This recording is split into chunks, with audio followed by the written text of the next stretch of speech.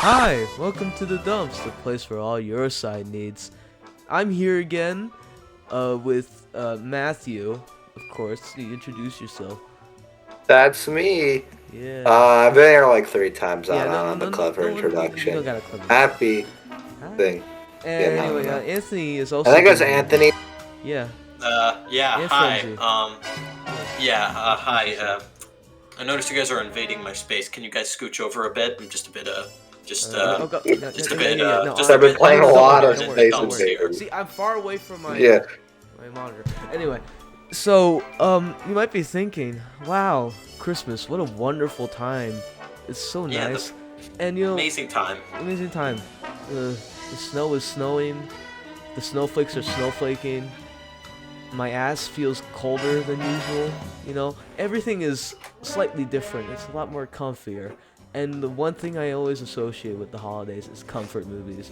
And you know what's one of my main source of comfort movies? Adam Sandler movies. Yeah, good old They're Adam great. Sandler. And I must ask you guys. I wonder if that guy ever wiped his ass with the wrong hand. So yeah, we're here to talk about 3 Adam Sandler movies. Now you might be thinking, why that on Christmas? Is this gonna be the Christmas special? Yes, this will be a yearly it is. Christmas It is. special, and every year. There are multiple Matthew- reasons you yeah. can Yeah, call Matthew will it always be this. here every year, But- but you know Anthony won't be here next Yeah. year. It'll be like someone random. No, like a Bruh. year.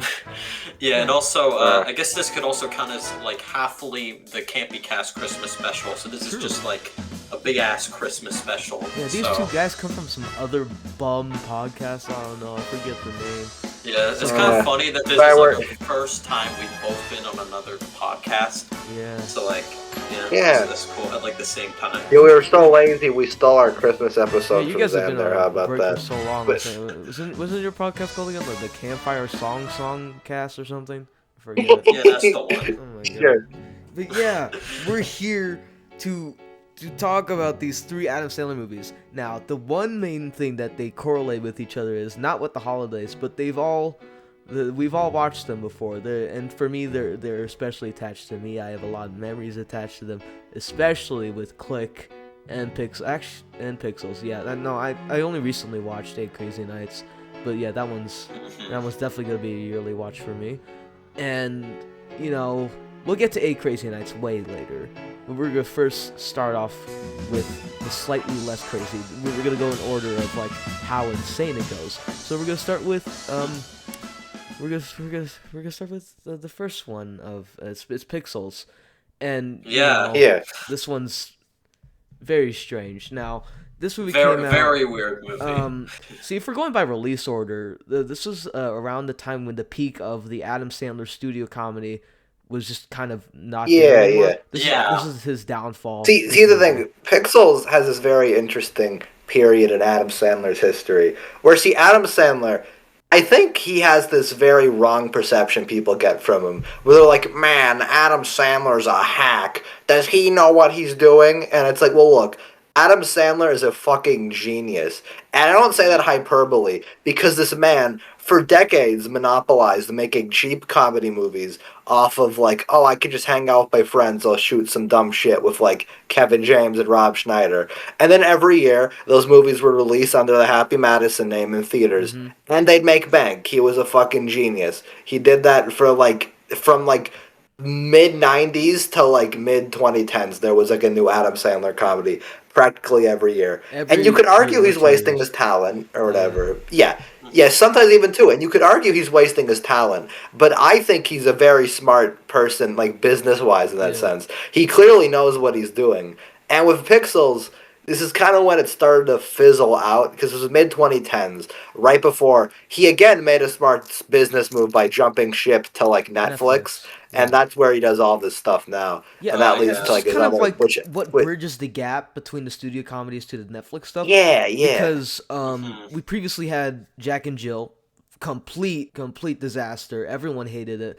But guess what? Even though it was a bad movie, it's still a marketing like genius move, because people still talk about Dunkachino. But people still talk about Dunkachino all the time. It's like a big meme. Dunk.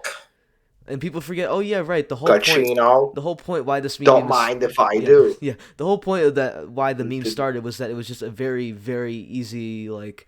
Yeah, this is just an advertisement, but we all fell for it. We all made the jokes about it, and I'm pretty sure you can still order a Dunkaccino somewhere out there. Somewhere in the unknown universe, you Yeah. can find a good old. Well, see, the other thing, Dunkaccino. Jack or Jill was like the first. I remember everyone at the time. Well, I wasn't there at the time. I don't know. Yeah. Looking back on reviews at the time, people were like, "Man, Jack and Jill is terrible. What a It's one of his, disgraceful most comedy." hated movies, I'm pretty sure. And I will agree, Jack and Jill as a comedy, it's really bad. Yeah. But it's not even like.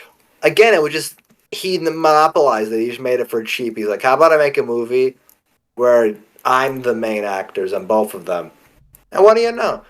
It made a good amount of money, and he made bank again. Yeah. See, Sandler's It was just kind of ahead of the curve with it. Genius. It was just kind of a boiling point in terms of like critics, and then Pixels was just an actual commercial flop, which It was. I actually didn't know this film was a commercial flop. I saw it in theaters. I was one of the little kids who was like, "Oh my god, Pac-Man destroys an entire city. Sign me up." And I remember seeing the trailer for this movie, and I was like, "Oh, this looks so cool," but I didn't end up seeing it in theaters. And I ended up watching it on Netflix with my dad one day. See, I'm willing to bet, actually, now that I know it's a flop, I can guarantee I know why.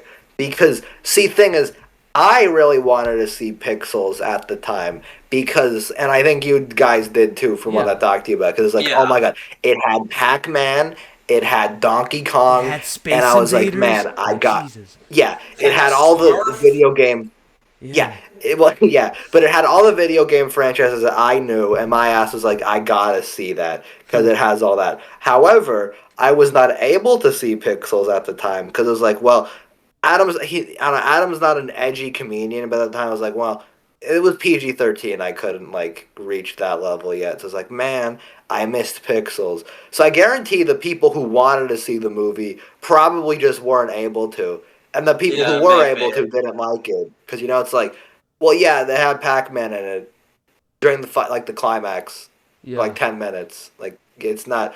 It didn't really work out in the big main marketing tactic of the movie. Like a lot of people saw it for Pac-Man. Yeah, that's why he's in a lot of the posters. Yeah, for so this movie. The marketing feels like it was made as a kids movie, but it's PG-13. And so basically, when I asked my dad, I think it was one of the few kids that was able to see Pixels in its purest form in the cinemas, and it was probably the first PG-13 movie I ever saw.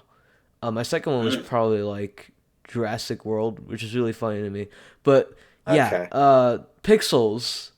Big summer release didn't work out, and man, ever since then, I just refuse to believe that people don't like Pixels. For a long time, I was in denial, and oh my gosh, honestly, that's the same thing with me when I watched this movie for a while. I was like, why do people hate Pixels? I remember when I was like searching through stuff on Rotten Tomatoes, and then I saw the score, and I was like, why do people hate Pixels? Yeah, it did pretty well in the box office. I'm like, oh, that's why they hate Pixels. It didn't do pretty well in the box office, but the critics also just hated it.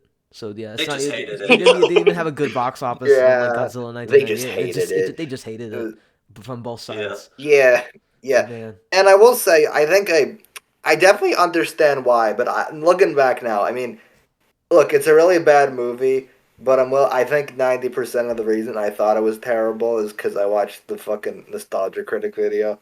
I didn't watch that. I rewatched it on cable, and Pixels. It was only a year after Pixels came out. It was already on cable reruns. It was so like disposable, and I was like, no, this can't be this. No. And then I watched Nostalgia Critic for the first time, and I'm pretty sure one of the first videos I ever saw from him was Pixels. He was my sort of like introduction into like media criticism, which is really funny to think about. And he went on about like how the movie was terrible and that this was just sort of a boiling point where everyone just kind of hates Adam Sandler movies. He has a joke in it where where there's like an Adam Sandler app and the MS Paint elephant's like, hey, choose funny, and they can't choose funny because the button keeps like moving around. They can't choose the funny button, so they have to choose the not funny button. It's a really lame app. Yeah. Okay. I remember that damn video because I've had like I've never had a nostalgia critic era, but he's always kind of existed in my general zeitgeist. That's like a Doug Walker could be at the dumps of its own someday because he has so much fucking history and different things you can talk about him with. So I'll leave it brief. But point is, I was like watching that video because I was into him, and I remember that was just my perception of Pixels for years. That fucking video. This was in his skitless era where he'd do movies that were in theaters, but he didn't want to use camera footage, so he'd like do these skits where he acts out the movie himself, which I'm pretty sure was kind of purposefully manipulative because I can make the movie look as dumb as I want This is and post like demo reel, so he just like kind of wanted to cope over the fact that he can't do yeah demo yeah reel shit anymore. it's so weird. He just made the nostalgia critic into demo reel, and that's what stopped people from complaining. It's kind of fascinating to me, actually. It's like, well, he just morphed nostalgia critic into something else to even have it exist. The Fury Road one, especially because he complains a lot about the movie, and yet by the end it's like, yeah, it was pretty good.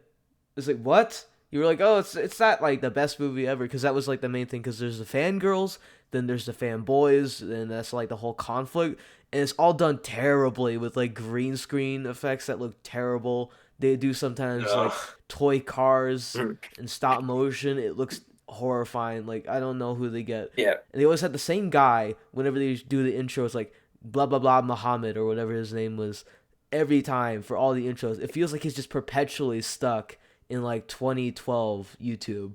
And it's so funny to me because that video especially is like, it has no point in existing. You could have made this point in like 3 minutes, but you decided to recreate Fury Road out of pure anger or frustration. I don't know what the fuck. It was kind of the predecessor to that terrible The Wall video, and it's kind of really funny to me to think about it that way. Yeah. But the whole point is there was like I could go in depth on Doug Skits videos, but that's an all other thing. But point is, there was like that specific one. It's always stuck in my head for that, like the fucking terrible MS Paint, which is funny. If you look at videos he made in the late 2000s and like this year, they don't look that different in terms of that, which is awfully sad. But there's like that. He fucking has that song at the beginning, which I could sing too many parts of now. Oh, no. Embarrassingly, the song about Adam Sandler's career. And he seems very aggressive towards Adam Sandler as a person, which especially in his Eight Crazy Nights video, which I also watched. Yeah, which I would say is very unfounded. I think to get into Adam Sandler generally as a person, I think his main trait is that he's likable. Yeah. The problem is I don't think he's very funny, even in his like better stuff. SNL days. But I don't know. Yeah. See, the thing with Adam Sandler is it sounds really mean, but I kind of feel like the people around him were always funnier than he was. Because you look at him, he was like on SNL during like the early to mid 90s. Mm-hmm. And you think of all the great names from there. There's like, Phil Hartman, Norm Macdonald, Chris Farley, all these fun guys, and that's like, Adam Sandler. Yeah. Which, I feel like he never really stood out, and people just kind of remember him fondly because, he was good in the 90s and SNL. The 90s version of like Pete Davidson, because each SNL era always has that one dude that just pops off, even though he's not very funny. Like Jimmy Fallon, he came from SNL, and everyone laughs. I forgot he came from SNL. He came from SNL, and like. He wasn't really that funny. It's just the fact that he, laughed all the time and he was kind of cute. It was kind of what sold people on him rather than him actually being very funny.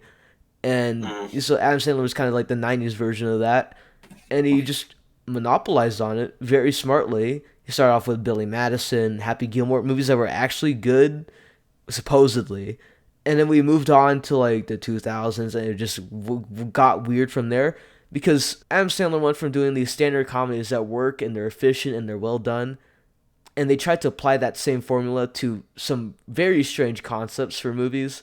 Like, we have an animated Adam Sandler movie among these shuffle. We also have a movie about video games coming to life and destroying the city. And we also have it's bizarre, about frankly. him like controlling his life through a remote. Like, these would be like fucking Kaufman-esque like plots for like very existential movies, but they're Adam Sandler. Look, it kind of becomes Kaufman-esque, but that's that's a whole other. Yeah, we'll get there. As for actual Pixels, This was like, Yeah, finally get into the movie.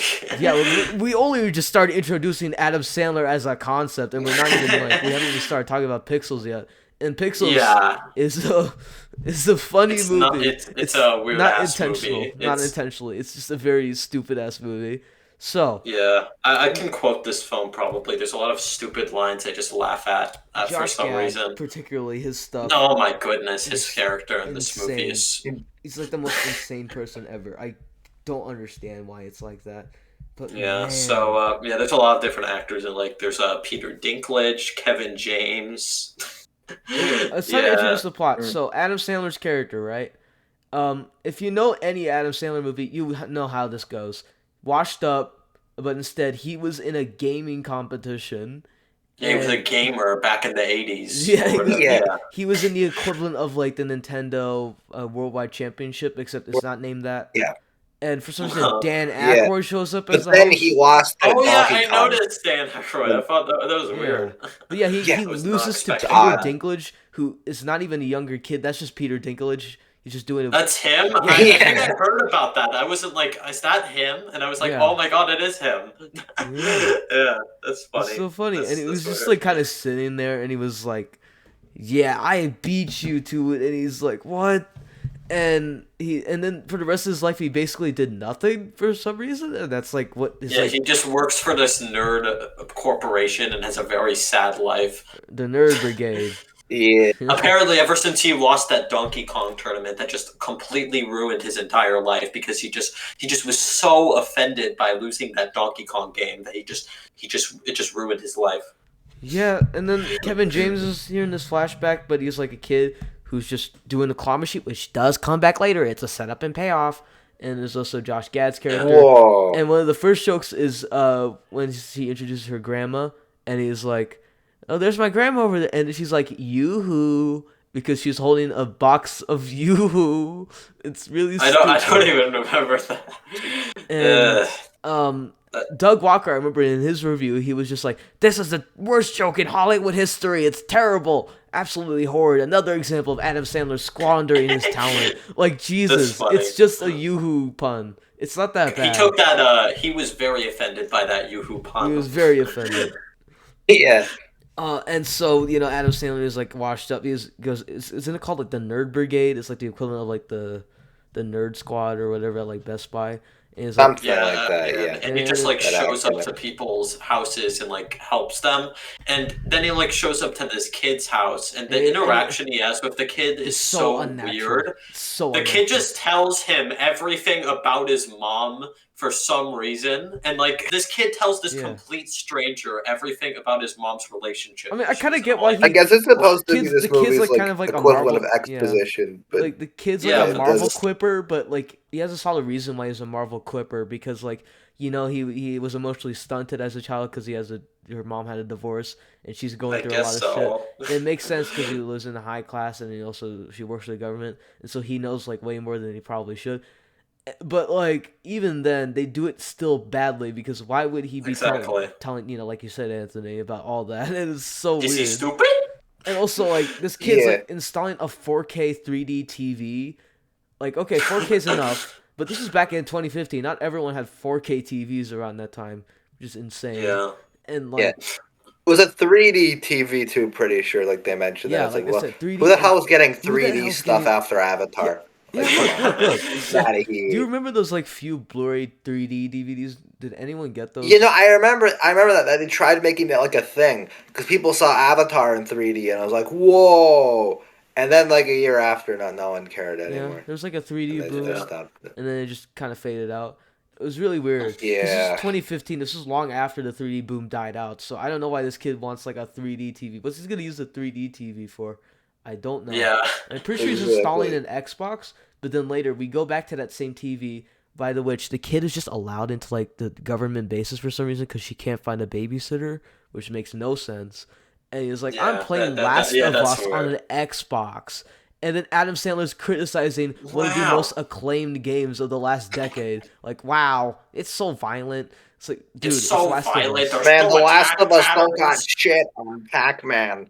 Adam Sandler would be pissing himself if he watched or played fucking The Last of Us Part 2, but Yeah, there's that whole thing, and then the mom. Okay, this entire mom situation is so fucking weird. So she starts off like acting normal. She's about to leave for work, and then we make a hard cut to her being sad, crying, and drinking like alcohol from a sippy cup, as she says, and it's really weird because it feels very unnatural. I remember when we both watched it, because me and Matthew watched it. It just like kind of felt very sudden. I don't know why it happened that way. The whole like beginning like chunk of this movie feels very jarring because it's trying to do setup and exposition or whatever, but it just kind of like dumps everything on you and it doesn't really like feel natural at all. Especially introducing like the love interests and like the flash forward and all that. It's all really fucking weird. Also, how they introduced Kevin James. He's just the president. He's the president in this movie that everyone hates, and they make jokes about that. Yeah, and so Adam Sandler just kind of walks up to the government facility, and like he just gets through one layer of security and is able to just get inside. And he's just able to sneak into like government like fucking meetings with ease. Like he doesn't get detained by people. He's just like he can just waltz in, and like when he waltzes into the Oval Office, he's like, "We've been attacked." And it's like, bro. What does Adam Sandler have to do with this? He's in his like orange shorts. I don't. Exactly. He's like a gamer expert. It's so weird. Yeah, apparently he thinks a gaming expert is supposed to figure out an alien invasion. There's this really weird scene where he just walks into this meeting and then he just explains what these things look like, I guess. And like he doesn't really explain where they come from. He's just like explaining gamer knowledge to these. It's so weird. The movie's dialogue is very unnatural. A lot of it feels very unnatural because like they're trying to do gaming terms and also introducing a lot of these elements, which just overcomplicate the whole thing. I know. And I remember I used to be scared of the scene where this dude gets like gets like pixelized and then heads into the alien suit. Because imagine your body turns into pixels and then you dissipate and like fucking break apart limb by limb through pixels, which is very scary as a kid. Like Jesus Christ. And the way they introduce that element feels very off. And they somehow figure out, like, by grabbing pixel, like, examples, how to destroy the pixels. Essence. Yeah, it's really weird. And then they try to do Pac-Man, where they have these cars, but how do they connect to it? How does it stop Pac-Man in any way? Oh, also, another thing that's weird about the car situation is that one of the characters used cheat codes during that. And it's like a huge Peter part Dinklage. Of the movie. How the fuck does he use cheat codes on a car? Yeah, exactly. Even Doug Walker points this out. I was like, what does that? How does that even work? That's not how it. But it's annoying because this is like the entire reason the climax of this movie happens is because of the cheat code thing. Yeah, because they blame Adam Sandler for it, and then like it's so funny because they try to paint this as like a dramatic reveal, like. Because he cheated. I was the real Donkey Kong champion. Whoa, like what? What are you doing? I guess it's about like a movie about trying to find self-confidence, which is another prominent thing in every Adam Sandler conflict. If he's depressed or something. All his movies about him playing like some fucking schlubby guy who's like an outcast. Then he actually redeems himself, and it's like, whoa, good on you, Adam. The Doug Walker 2 out of 3 of the movies in this. Yeah, in this video follow that. Yeah, no, it's like it's either you can have goofy Adam Sandler who's an outcast, or you can have cynical Adam Sandler who's an outcast. Like pick your poison, I guess. And then they just have this whole conflict about this. And there's also like for some reason they give prizes to them, and so they give Cubert as a prize. Oh god, we'll talk more about Cubert when we get to the ending of this goddamn movie. Oh my god. Oh god, it baffles me. And then there's the other characters. Yeah, like I said, Peter Dinklage. The whole parole scene is really weird. Like I remember Matthew, you were like, "What? That's not how like government deals work. You can't just like be like, oh, I can't deal with taxes anymore. I don't want to pay no taxes." Oh no, that scene is so funny to me. Just letting him out of jail if they helped him with his epic gamer skills, because apparently that will help them the IRL. I mean, I guess kind of. I can understand that. Like, still, it's a stupid scene. Yeah.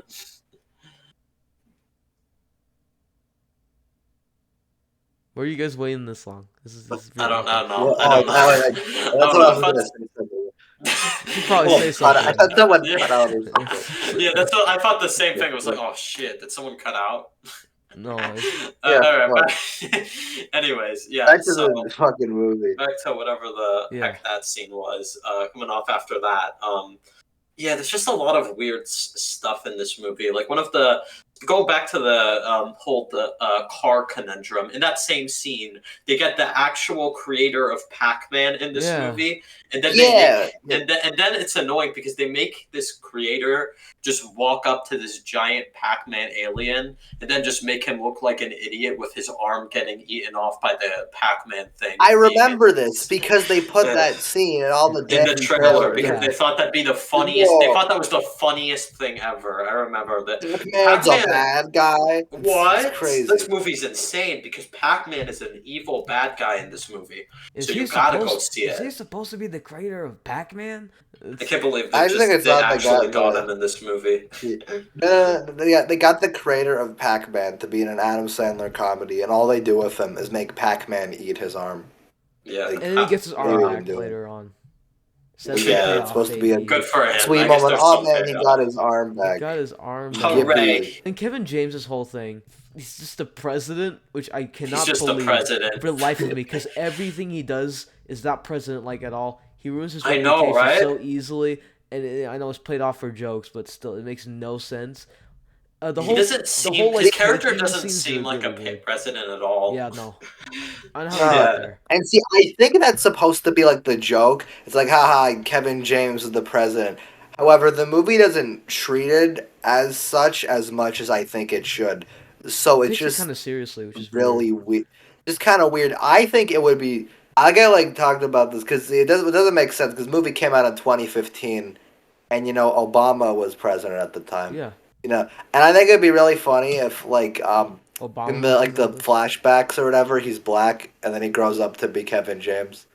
There's no reason they don't explain the They do mention Obama in this movie though. Do? Like one of the soldiers is like, Obama's my man, right? When he hugs the president near the end of the movie. Oh. It's like in the Donkey Kong scene. I distinctly remember that. Obama only had one term as president and then just Kevin James took over. Yeah, it's an alternate universe where it was Kevin James as president. So now after imagine Kevin Obama.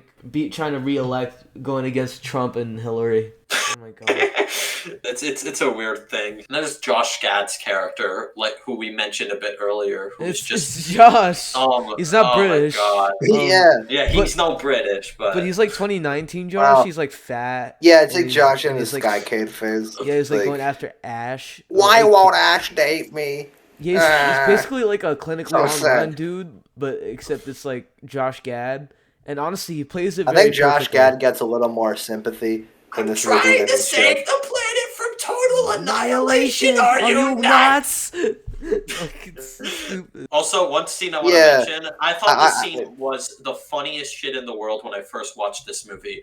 It's the scene where Josh Gad scares Adam Sandler while he's in his car, and he just punches him right out of the van onto the road. I thought that was the funniest thing ever when I first watched this movie. It's quite funny. So and his entire thing with the military forces is really fucking stupid. I quoted this earlier, but he was like, "This is the Wonder Kid. It's also known as your worst nightmare." And he's like, "Oh god, the scene where he just he calls the soldiers women, baby, man, people." And he's like, "Are you gonna fight or dance naked?" Because he calls them the cast of what are you? Are you a military force or are you the cast of Magic Mike? And he's like, "Are you gonna fight or dance naked?" And he's like, "From now on, you maggots, you little girl maggots, whatever the female version of maggots is called. Oh, magma. When you're gonna magma poop in your pants, you're gonna think of me." And he's like, "In your pants." It's like, you know what I mean. And then the kids in the back is giggling. It's so weird. The kid finds this hilarious. He's while watching the movie. The kid just kind of shows up, and he then calls out Peter Dinklage later in the movie, and he just that's where he gets his change of heart, and then he actually does something without cheating, and blah blah blah. So I guess. Yeah, and he what a fucks, character Serena Williams and fucking then Pixels of Martha Stewart for some reason. They're the White House. They're like, "Come on over, we're gonna fuck the shit out of you." What? Even though it's supposed to be a callback joke, but it's so weirdly paced. What? Yeah, and for some reason the joke doesn't even make much sense because sure, he did kind of help save the world, but he also almost completely destroyed it, and anything would happen if it wasn't for him.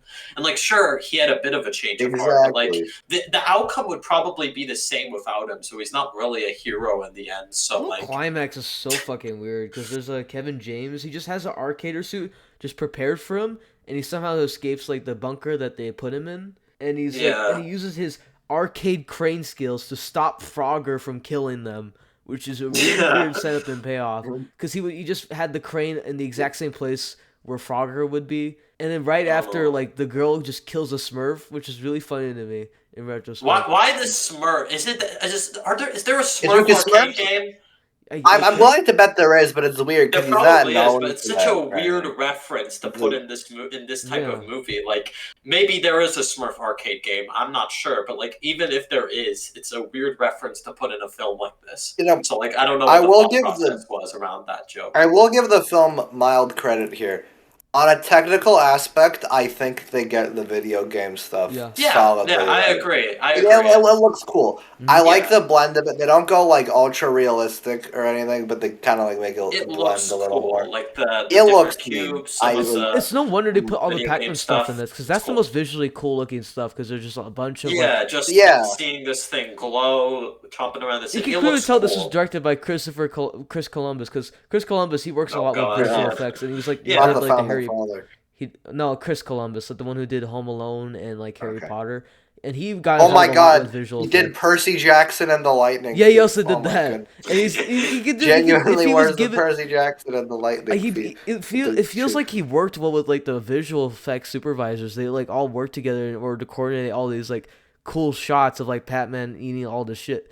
And then we also have an Adam Sandler comedy happening in the background. Like we have this cool action movie here about just Pac-Man like devouring the city, and then we have Adam Sandler comedy. Like what's going on? It's weird. It's such a weird movie, but I do have like a fun time watching with just how stupid some of the jokes are. Like we mentioned earlier, the iconic "Have you been playing Space Invaders? Because you're invading my space. Scooch over." It's a good joke. Line. It's a good joke. I'm telling you. Like, and also there's that stupid president meeting scene where one of the guys is like, well, let's blow up Hannukah. Yeah, let's blow up Google.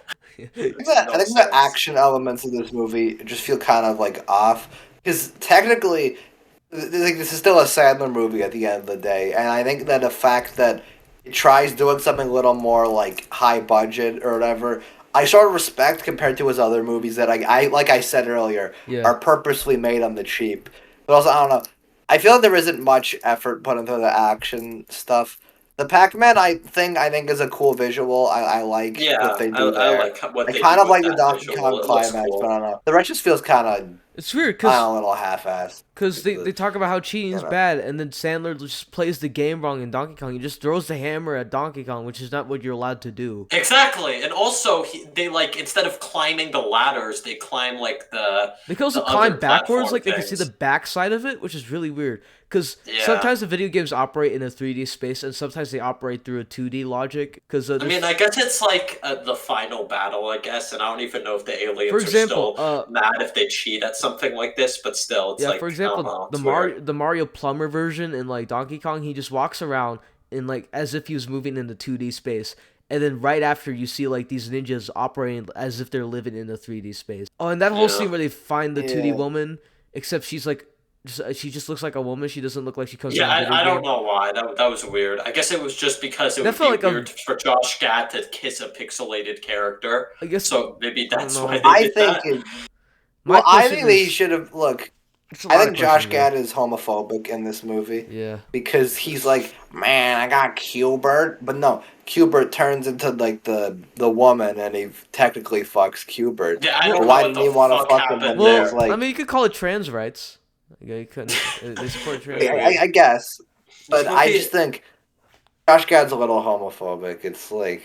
It's really it's like Aquaman too. Speaking of the whole thing with Josh Gad and the girl, I can't believe we have to talk about this. They just fall in love out of nowhere. Yeah, there's no natural progression. This girl seeing her, she just stares at him for 5 seconds, and then they just her brain is literally just code. Like how does she know? How does that work? How does she know like the way to love or something? And the babies are Qberts for some reason. Yeah. So Qbert turned into the girl, and then they did some of the sex, And then and about like a year later, they have Cubert. What the fuck happened? what the fuck is this movie? Who thought of this? Why doesn't the Cuberts have like fucking Josh Gad hair or something? Also, why are there so many of them? Why did they give birth to so many Cuberts? Jesus Christ! It's the first quintuplet birth for a Cubert. It's so weird. Can you imagine how much? Oh my god, it's such a weird ending. There's so many uncomfortable questions. There's the implication the film just ends you on. It's weird. What the hell? Because you could think, okay, so when Cubert transforms into Lady, is this permanent or can he just switch back whenever he likes? Like during the middle of sex, can she just turn into Cubert during the middle of it? What would happen? Maybe Cubert just wanted to have sex with Josh Gad for some reason. What? Maybe that's what. Look, all I'm gonna say is that Cubert has like a giant snout there. How does I think? How does the sperm in a video game? Okay, I think we're thinking too much about this. No, we're not thinking too much. We're past like the 3-minute no swearing. See, I could talk about. Somebody tells me the writers didn't think anything about this. They just thought it would be a funny joke. I guess they did. Yeah. But like, how does video game cum function? Like, how does that work in mixing with like real cum? Is the cum counts? It doesn't make sense. What is the DNA in them? Is it just like 0110011? Like what is it? It's just, I don't know. It's so fucking confusing. It's just such a weird ending. It's also weird that Josh Gad ends up getting the girl that he wants by the end of it for being a complete creep. It's like. I know it's weird. I think he's rewarded too much. It's like the movie makes fun of him the entire time. Josh Gad effectively wins. He effectively wins. It's like fan service or fan fiction. It's like some sadistic fuck just wanted to write this in. It was really weird. It feels very off-putting compared to everything else. Okay, see, my question is, when Cubert ejaculates, does he just ejaculate zeros and ones? Like what does the cum look like? Now that's my question. Oh god. I have no idea, man. So they could just transition however they like. So they could be a female, man. Like, how does that work? Maybe. Man. Okay. No. Is Cubert gender fluid? Is this what they're trying to like imply here? Well, that's good representation, actually. Yeah. Wow. Pixels is a very progressive Pixels is alright. Yeah. Speaking of Pixels, this is based off of like a short. Yeah. And I saw the short a while ago. It came out in 2010. It was like I think it was made by like a smaller studio, so it was like it was kind of a big deal, and it also like it for that it definitely looks cool visually, and you could tell there was like a lot of cool effort put into like the idea of it, and then some people found that and it was like, what if we added Adam Sandler to this? Well, Sony probably picked it up. Cubert sex joke. Yeah, they picked it up and it's like, how do we market this? It's just video games, just like invading the world. It's like that's a good enough concept to market, but then they were like, let's attach Adam Sandler to it. So that way we could get some Adam Sandler fans in the theater. Yeah, we can have such brilliant lines to put into Adam Sandler comedies, such as, we just received an alien message from the Where's the Beef Lady. Like, what? Yeah, also the whole communication thing is really confusing. So basically, they got, I think they was like, back when they went during back in the 80s, they just had a capsule of like, 80 shit and like a and one of that was like them playing video games to communicate. I don't know why the fuck that's how they would communicate with extraterrestrial life. Like it's so weird. It doesn't make any sense. Because they also said TV stuff too. And I don't know how they project their signals to TV signals. Because how does an alien signal relate to a TV signal? Do they just happen to have the same type of signals? No. Yeah, and it also went to Josh Gad's TV out of all the TVs in the world. No, this is a worldwide broadcast, and no one see this. No other viewers. Yeah, it's so bizarre. I don't know. This movie is weird as fuck. This is nonsense. I have a fun time watching it. Like honestly, I originally really liked it because I thought this movie was really funny. And looking back, I only get some ironic enjoyment from it, and a lot of it just doesn't work. In terms of the characters, or just like they're just I don't know. Kind of led me to like media criticism, and just in general, the concept was always so creative to me, and it sparked my creativity. So technically, Pixels means something to me, which is really weird to think about. Same for me, kind of. To be honest. I just I have that specific memory of wanting to see it, and then I never did, as I explained earlier. So that's ingrained into my mind, that stupid Pixels trailer. I guess it means a lot in that sense. This is also the first movie where I learned about Queen songs, a couple of other songs in this movie. This is the first time I learned about that. And man, I got to learn about a First lot time I of learned about culture. Futurama for the fucking Nostalgia Critic Yeah, video. because So there's that, I guess. the MS Paint elephant's like Futurama, Futurama, Futurama, Futurama. Because Futurama has a segment in Anthology of Interest 2, or is it 1? I forget. Yeah, two, Two, the second one. yeah, second one, because it doesn't feel like a Anthology of Interest one, because I remember the specific order of that. This one, it was like, oh yeah, so Fry has to like beat up the space invaders for invading their space, and they were like, yeah, I gotta defeat them, and that's a really funny segment. But when I first watched it, back when I watched Futurama for the first time, which is so long ago now, I was just thinking, hey, wait a minute, this is Pixels. This is literally Pixels. No, I remember I watched that segment and I was like, hey, wait a minute. Is that Doug Walker? Because I was like, oh, and then I thought of the fucking Doug Walker Pixels review and went down that road. It's a classic. Yeah, I just find that extremely fucking funny to me. That's how it would have happened. But really, I think in this alternate universe, Frogger caused 9/11, and that's my conclusion. Yeah, I don't know. I think I've said almost most of the stuff I needed to say. Like, I mean, I could go on about that whole Cubert lady, Josh Gad thing, because the subtext of it is kind of like Josh Gad is objectifying this video game woman. He hasn't found real love, and then she dies, and then Cubert is trying to replicate that hollow love and implying that they're sex and babies. So it's weird. Certainly something. Yeah, there's also the iconic line said by Kevin James, the president, "Where my gamers at?" such an empowering line. But yeah, that was Pixels. That was a weird movie, but honestly, yeah, it's not good at all. It's terrible. But it's fascinating in some way, Like I have some weird fun watching it, and that might be because I ended up enjoying it when I first watched it, and I don't know when I just thought this was a really funny movie. And I ended up watching it when it came out to Netflix, despite never seeing it in theaters. So that's when I ended up watching it. Any final thoughts here?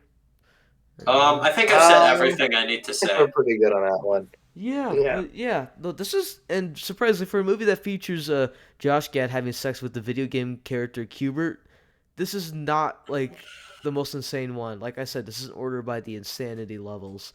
The next one's even more crazy. Also, it technically orders in reverse release date order, but that was a coincidence, I think. Yeah. The next one is Click. Now, to put this into perspective, now, Click we're kind of in the middle of that Adam Sandler dominating box office comedies in that era. This is before this was around when people say he was in quotes fell off, because he has his 90s era with SNL and his early works, which people say is really good, but I don't know. You watch Billy Madison or Happy Gilmore, and they're I don't know. They have moments, but I think they're just okay personally.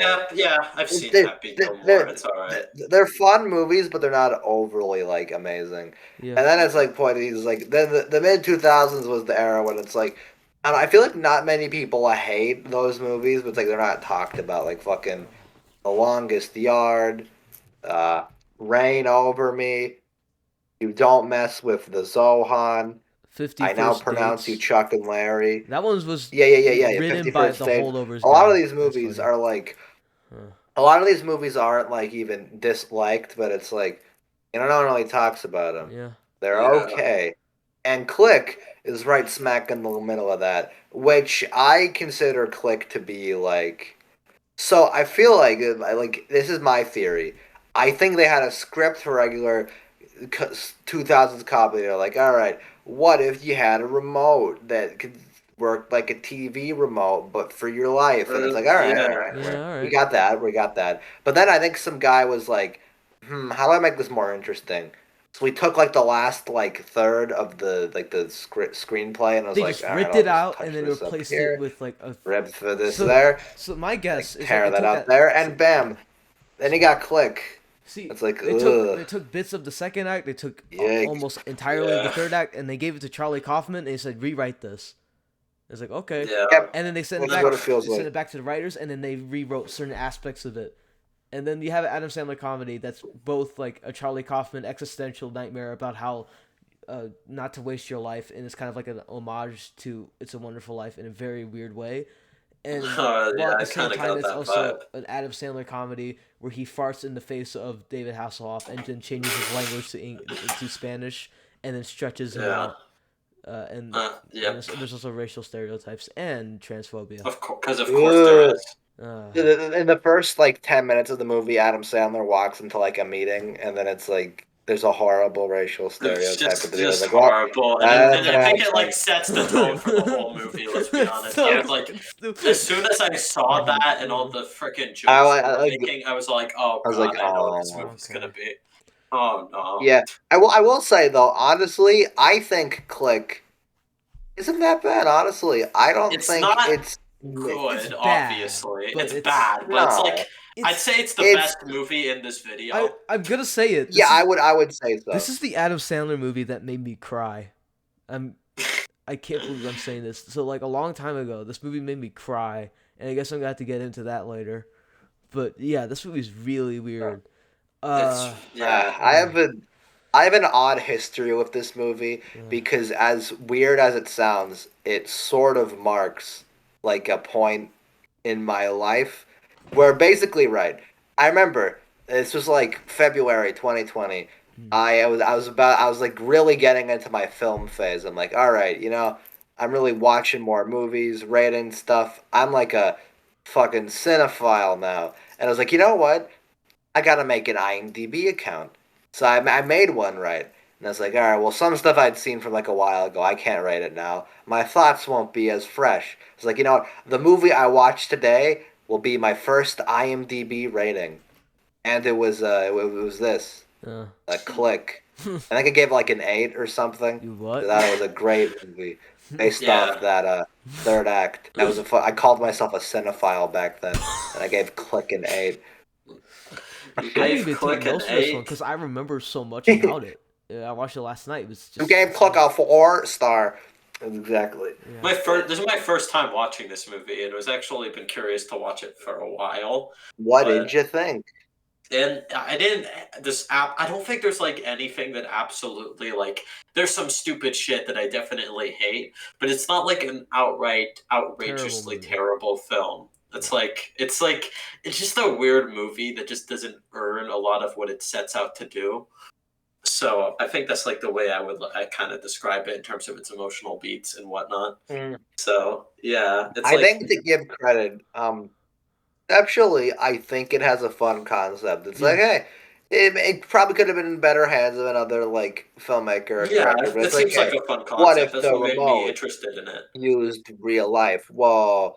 Although I will say it does kind of remind me of this one Family Guy cutaway because they both have the same joke where it's like, man, I wouldn't go to the Beyond section. And that's and then he goes to the Beyond section, and then the Beyond section. If you notice the brilliant fucking example of how they foreshadow shit, it's like if you do that, you'll gain 400 pounds or something like that. And there's another example where they're like, he like lays in bed, and then we cut to like a different side of the bed, and he wakes up and he sees that door. That's when you know that it's all a dream. Like this is all like some weird ass nightmare. Whoa. Which they somewhat hinted at through subtle filmmaking. Yeah. So basically, if you have any problems with the logic of the remote, disregard them because it's all a dream. Yeah, there is some stuff that confuses it's like a get out of jail free card. It's all a dream. It's so lame. It's all the yeah. I don't know. It was yeah. I guess it was a dream. But yeah, so the whole movie is like, oh, okay, so this remote can like you can press onto certain things and then like fast forward them, but you can also just like automatically fast forward through your entire year. I guess so. And then over time, the remote just starts to do it automatically because it's like adapting to him, I guess. Yeah. And there's some things where it's like, okay, so if he fast forwards, he ages, but sometimes he could just fast forward without like he said, he goes backwards and he doesn't de-age. He just like goes backwards and then like views it like playback. Yeah, even though I feel like based off of how it works, it feels like he should be able to rewind time as well. Like, if he could go forward, couldn't he rewind it? It's weird. He could go forward, but he has to go along with that timeline. But if he goes backwards, he doesn't have to like adjust to the timeline. He could just like. It's weird. I get why they do that. It's like, well, if he could rewind time, we wouldn't have a movie. But like, still. It's like it's annoying. Like, come on. Yeah, it's kind of it's like the entire reason the plot, the conflict starts to emerge, because most of this movie up till that is just Adam Sandler fucking around with a remote. Yeah, no, a lot of this movie is just him fucking around with the remote. He skips through life, and we have a couple jokes about, oh, the dog humps the duck, and every year, that's so funny. Every time he humps I don't know, the duck, that's so I don't know funny. if it's just me, but it's so funny to me that just every time he fast forwards through like a year or so, there's always a different dog that wants to hump the fucking duck, and I don't get it. It's so there's weird. Also some certain stuff such as the iconic joke when he goes to his life's menu and sees the making, and then he shows up to his room with his parents making him. Get it? Don't you get it? That's so fucking funny. And then there's also the one I kind of like that joke. Yeah, and he's burped, and he's like, "Wow, you have such a tiny dick." He's like, "He has a tiny schmeckle." It's like, that's just a stupid joke. And then when you go to the commentary, James Earl Jones for some inexplicable reason is doing the commentary. And then we figure out that if my favorite part Adam Sandler is didn't for some reason they call if Adam Sandler didn't if he wanted her to take it back and order something new, she would have spat in it, which that would have been really fun. And then and James Earl Jones reveals she was planning to do that. And it's like, wow, what a bitch! It's such a fucking stupid ass joke. So it's so funny. Like they fucking call back to that later during a random scene. He's like, Adam's wife was very upset, and then Adam goes, "Shut up, James Earl Jones." Like, what? Yeah, it just appears back out of nowhere. It doesn't even make any sense. It doesn't even make sense because you have to actively turn on commentary again for that to happen. It's such a it doesn't make any sense. Christopher Walken plays the angel of death. Is he reveals Morty? this later. Yeah, his name is Morty too. Sure. Yeah. I don't know. At first, I had no idea who he was because I never saw this movie, and then it was like, okay, he was the angel of death. I don't even know. It's the twist doesn't make much sense to me, regardless of it. Because why would he do this? Just why would he do this? Well, I don't know. It's fine because it's all I a guess dream. Because good guys need a break or something. Yeah, it's all a dream. It's okay. It's all a dream, apparently. But then he gets the remote back and throws it in the garbage because he's learned as a character and grown. It's weird. I don't understand that whole thing because they imply it's all a dream, but the remote is there anyway, and it's supposed to be like a gift to him. So it's like, what's going on? Just a weird ending note I noticed, but yeah, it's fucking odd. Yeah, he also fast forwards through sex, and then he's like, "Oh my god, how much sex did I miss?" It's like, oh my god, that's so weird because it's a central point of the movie. It's like, no, I can't enjoy sex anymore because it goes so fast, and that ruins their relationship. It's like, what? Yeah, what even is that? And then the whole third act gets really fucking sad because you have Adam Sandler, whenever he fast forwards just through time, absurdly sad out of nowhere after an entire first act that was just him doing stupid shit with the remote. There's a joke where he's translating Japanese, and it's like, oh, we had to maximize profit, and then we got to go to TGI Fridays, and they all say TGI Fridays in Japanese. And then Adam Sandler rips apart his plan, and he's like, yeah, let's all go to TGI Fridays. It's like, fuck yeah, and then they all go to TGI Fridays. It's so weird, and that's how he gets his promotion. Bizarre. Yeah, and this whole but apparently he's not this first act of the movie is just entirely just a comedy. It's okay. It's an okay comedy. And then the movie tries to be incredibly emotional out of nowhere. Yeah, and I feel like out of context, it's I don't know. It could work on paper, but it just feels like the movie is trying so absurdly hard. The movie becomes just overly emotional out of nowhere. Adam Sandler's dad ends up dying, and I don't know, and he brings back this joke with a quarter or something that's supposed to represent their relationship. The concept's actually really tragic because he's just fast forwarding through life, but his body is still there. He's still having to go through the motions of life. But he doesn't. He's not able to understand what's going on because he's just skipping through it. The small joys of life he called boring was essential, and it ruined his life. And then we have that whole thing where it's his son's going through all that changes. And the weird part is they still take some comedy out of it. When he gets super fucking bad, super and fat, and it's fucking CG. I swear, it looks awful. It looks awful. Like when he's wiggling his belly, it's like the most obvious shitty CG. I'm like, they couldn't just get a fat suit. They couldn't just get this fat suit. It's so stupid. And honestly, they kind of the visual of fat that. Adam Sandler has always stuck with me because it's like what it's so stupid. Yeah, they kind of foreshadowed it earlier with him eating a bunch of Twinkies and shit. So like, yeah, I guess it's not out of nowhere. This gift where it's like, when he wakes up fat, he's like, hold on, I just woke up, I'll join Discord call soon. It's like, he looks super fucking fat because he's meant to be a mod. But yeah, it's such a ridiculous situation. And then he gets his surgery. Son is like Jonah Hill. And he's like, Dad, you keep making fun of me. Look at you. You're such a fatty, too. And it's just, and the daughter's like a skimpy little bitch. Wait, like, that was Jonah Hill? Yeah. I didn't know that was Jonah Hill. Yeah, it was. And then like his daughter's like, I wanna go meet my boyfriend. And then like Sean Astin, fucking Samwise the Great, he just shows up. And it's like she's like his ex-wife's new like husband or something, new boyfriend. Wasn't he like the swimming instructor guy in the opening or whatever? Okay, yeah. Yeah, and he's like, and everyone makes fun of his Speedo because at one point in the future he takes off his belt, pulls down his pants, reveals the Speedo. That's one of the jokes. And that was foreshadowed earlier. But yeah, he's like, just like Sean Astin in the face, like super hard in the balls. And he's like, oh no. He pauses time. And then he gets See, this one's so like frustrating. And he gets like hit in the brick. And then suddenly we're cutting to him and he's like, he has cancer. And we're meant to treat this seriously. He has cancer. And then it's like trying to be such an emotional power moment with him like trying to crawl out of his hospital bed and trying to go on the streets. And it's like on paper, this could be emotional. But look, if you think about it more about everything that's happened in this movie, this is just such a jarring ass tonal switch off because the film has like tries to so hard to be emotional. Yeah. The thing of all that is, I think if they wanted to do a tonal switch, already in the movie it's jarring, but it's like, you know what, fine, you can go there. If you want to, go there. But they can't even commit to that because in the middle of these sad scenes where Adam Sandler's like, man, I didn't give my dad the light he deserved, and I have cancer now. There are still scenes where he fucking pulls down people's pants and kicks people in the balls. And also it's supposed to be a funny visual that he's like morbidly obese. Like, what are you doing? Get out of here. It's like, come on. It's not how you write a script. It's so tunnel shifting.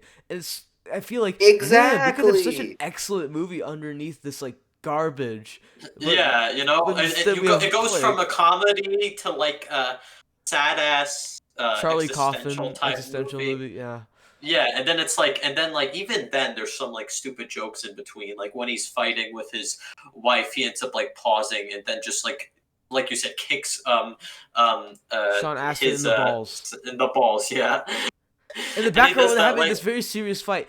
But also, this very serious fight is portrayed as a comedic lens because she's like, I hate you. And he's acting like so childish, which is not consistent to her character, as we've seen before. It's fucking weird. They also have like his friend who ends up marrying David Hasselhoff, and David Hasselhoff is a whole other thing. David Hasselhoff's in this movie, yeah. And he tries to not skip time. He's like, you need to take off your suit. You need to be loose. It's all about the strategy. It's not about the suits. And then like David Hasselhoff says, oh my god, that's brilliant. And he does the thing. It's like, what are you doing? Wasn't this supposed to be when the movie just changes? But no, it's just still like this. Yeah. And then the scene that hits the hardest for me, and what got me to cry was that dad scene. Because his dad died. I'm like, okay, I wasn't like crying or anything. And then we see his final interaction with him, and he's like, he just is on autopilot, and he's just like walking through life, and he just ignores his dad, and he reveals the truth that I always knew about the quarter trick, that he knew about it, and that when he like tried to tempt him to reveal it, and he just ignores him and just violently. That's a good emotional moment. Vitriolically, like it moves him away, and he says, "I love you," and he just doesn't say anything.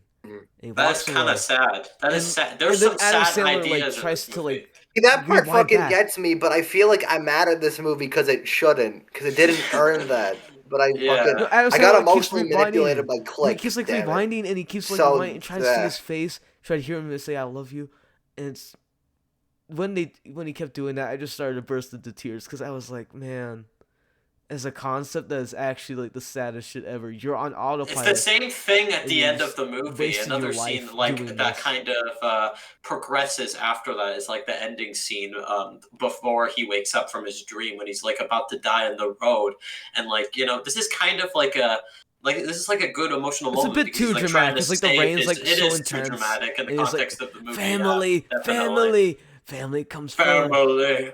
Yeah, but like it's still like a decent emotional moment on paper because like he's trying to stop his son from like making the same decision he did when not going on And a honeymoon. Christopher Walken just suddenly has the something hardest out. line during the middle of this movie when he's like realizing he's just auto skipping through life, and he was like, "You've been skipping through your life way before you even had this remote." And that's just like such a sad moment too. I'm like, bro, you hit me with these emotional moments, and then you cut back to him kicking Sean Astin in the balls. I don't. Yeah, see, that's it. I think thematically this movie does have something there that I think is actually genuinely interesting. It's like, it's like about people like literally like you gotta live life to the fullest. Literally, he's skipping through life, but just like about like not going through like becoming monotonous. Daily routines and whatnot. There is something there that if it was like a fucking Charlie Kaufman movie or another director, you could have like put it into something that's neat. Yeah. But it's like and then like. Fuck, it doesn't do that, and it's really annoying. But, yeah, I could see a good. I feel like out of all movies in this video, I could see a good movie under this one the most. Yeah, there's a good movie here. If you keep the logic quiet, if you have the whole dream thing not be like that, like it feels like nothing mattered. And it's trying to do It's a Wonderful Life thing, but they could have just said, "Oh, this takes place in a fantastical world. We sent you to an alternate dimension in order to like." Make you learn a lesson, but instead it's just Angel of Death. Christopher Walken's the Angel of Death, and it was all a dream. He's just doing. I don't know what Christopher Walken. It doesn't necessarily have to be like something that affects him, because the whole point is that he's able to go back and to make that change instead of by watching what his life would be if he just skipped through life, which he already did before then. But it's such a well done like. I guess concept, but in execution, it's so terrible because like I was saying, it's always the small things. The main problems I always see with movies that I always give a 4 or like a really low rating beyond logic is the tone, it's the filmmaking, and it's the pacing. Those main 3 aspects that I always like come back to. Because obviously logic is an important part. I'm not going to pretend it doesn't. But like core, like technically superficial stuff like this are like annoying because you need like. I need to know what the type of movie you are, and if the movie itself is conflicted on what it is, then it doesn't translate to a good watching experience. Like you can't have an objectively good movie. Like Bow's Afraid technically says this message pretty well at points, but fundamentally it has pacing problems. It also has like extended lengths, and it's just like because like I said, the first part of the movie, Adam Sandler's just doing whatever the fuck with his remote, and then the movie tries to be emotional with this idea out of nowhere. I feel like they just could have just commit to one angle, honestly. Just honestly, you can have a movie that has various different tones, but you need to have that tightrope balance between all of them. In order to execute, you gotta have like a certain like good pace and build up to these moments that feels natural, and it doesn't work in this movie at all.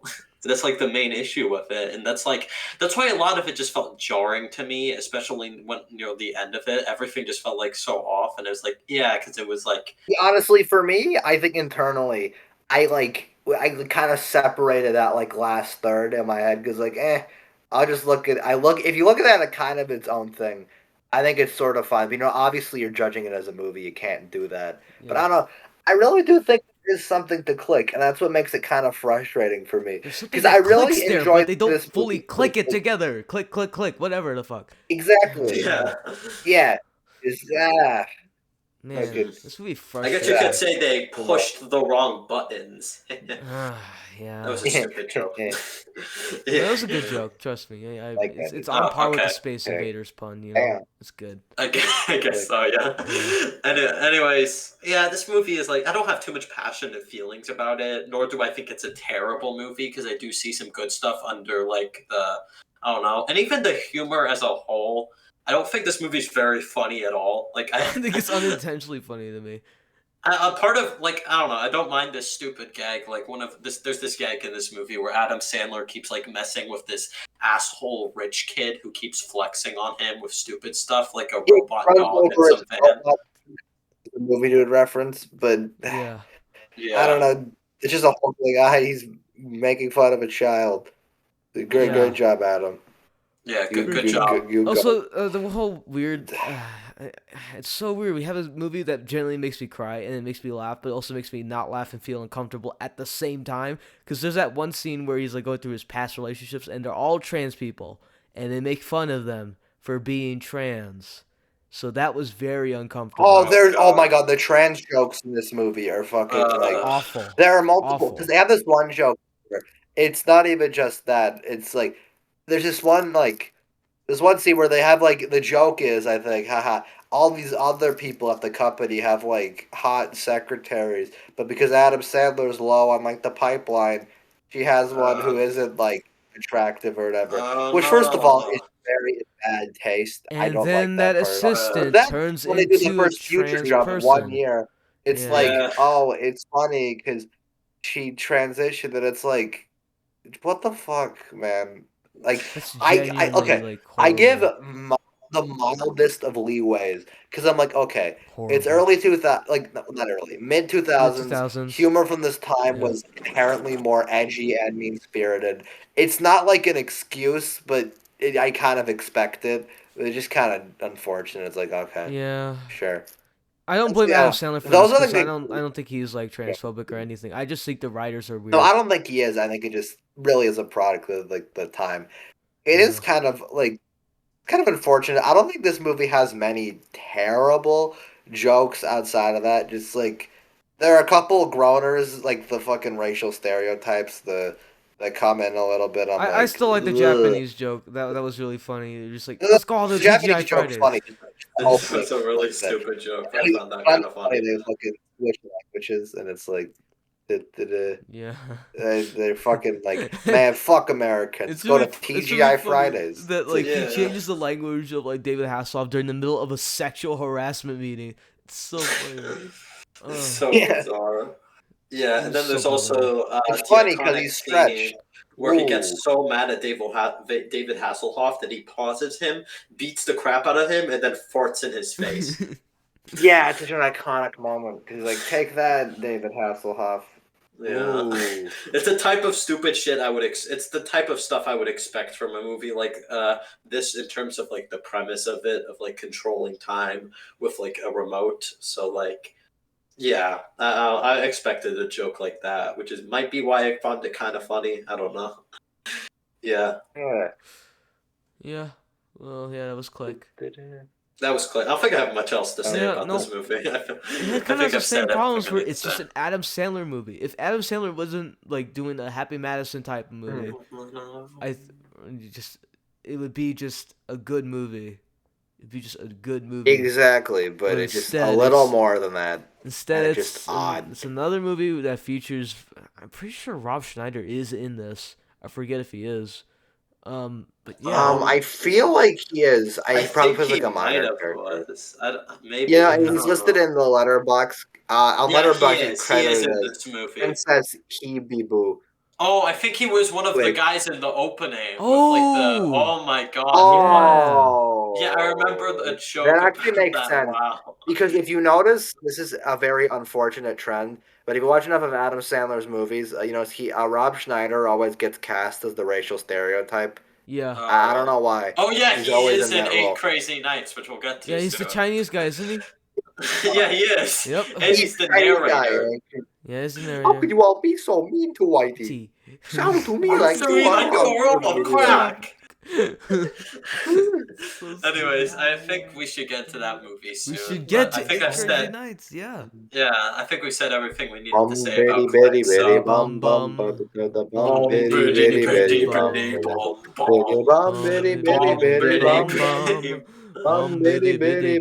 Click. Yeah. I wonder if that guy ever Right. So 8 Crazy Nights, right. Yeah. I'm just gonna jump straight right into it. This is jump into it. 2002. Adam Sandler comedy. And I have history with all of the movies in this video as we discussed. Yeah. But this one, I remember, I had a fascination with for a very long time. I think I forget where I first heard it. Might have been the Nostalgia Critic, Probably. might have been somewhere else. But I was like, one day I was like, oh, this is a musical? Adam Sandler musical. Check, and I'm like, oh, what's this? Let me listen to one of these songs, and I hear that's a technical foul, and I'm like, what the hell is this? Is so good, and I hear Bum Biddy, and I'm like, oh my god, this is really good, and I'm like, wow, this is an Adam Sandler movie. I gotta check this out. And December 2021, I checked it out for the first time, and it was a little underwhelmed. I was like, oh, movie's bad. But I think at the time, because I didn't know how to write reviews as well as I do now, not that I think I write high art, I can articulate myself better now. I was like, I can't really explain why this movie doesn't fail. And even though I hadn't seen it again until this year, Eight Crazy Nights was always something that stuck in the back of my mind. It was like, what is this movie? Why is it the way it is? Why does it flip-flop tone so much? And I always thought of it. It was extremely fascinating piece of history to me. This year, it's made a little bit of a meme resurgence, which I've noticed, and I appreciate, because I think a lot of it, people haven't even seen this fucking movie, and they're being big technical foul, or like Whitey. I was one of those people for a while. I knew about this movie for a long time, but it just had that meme resurgence, and you know what?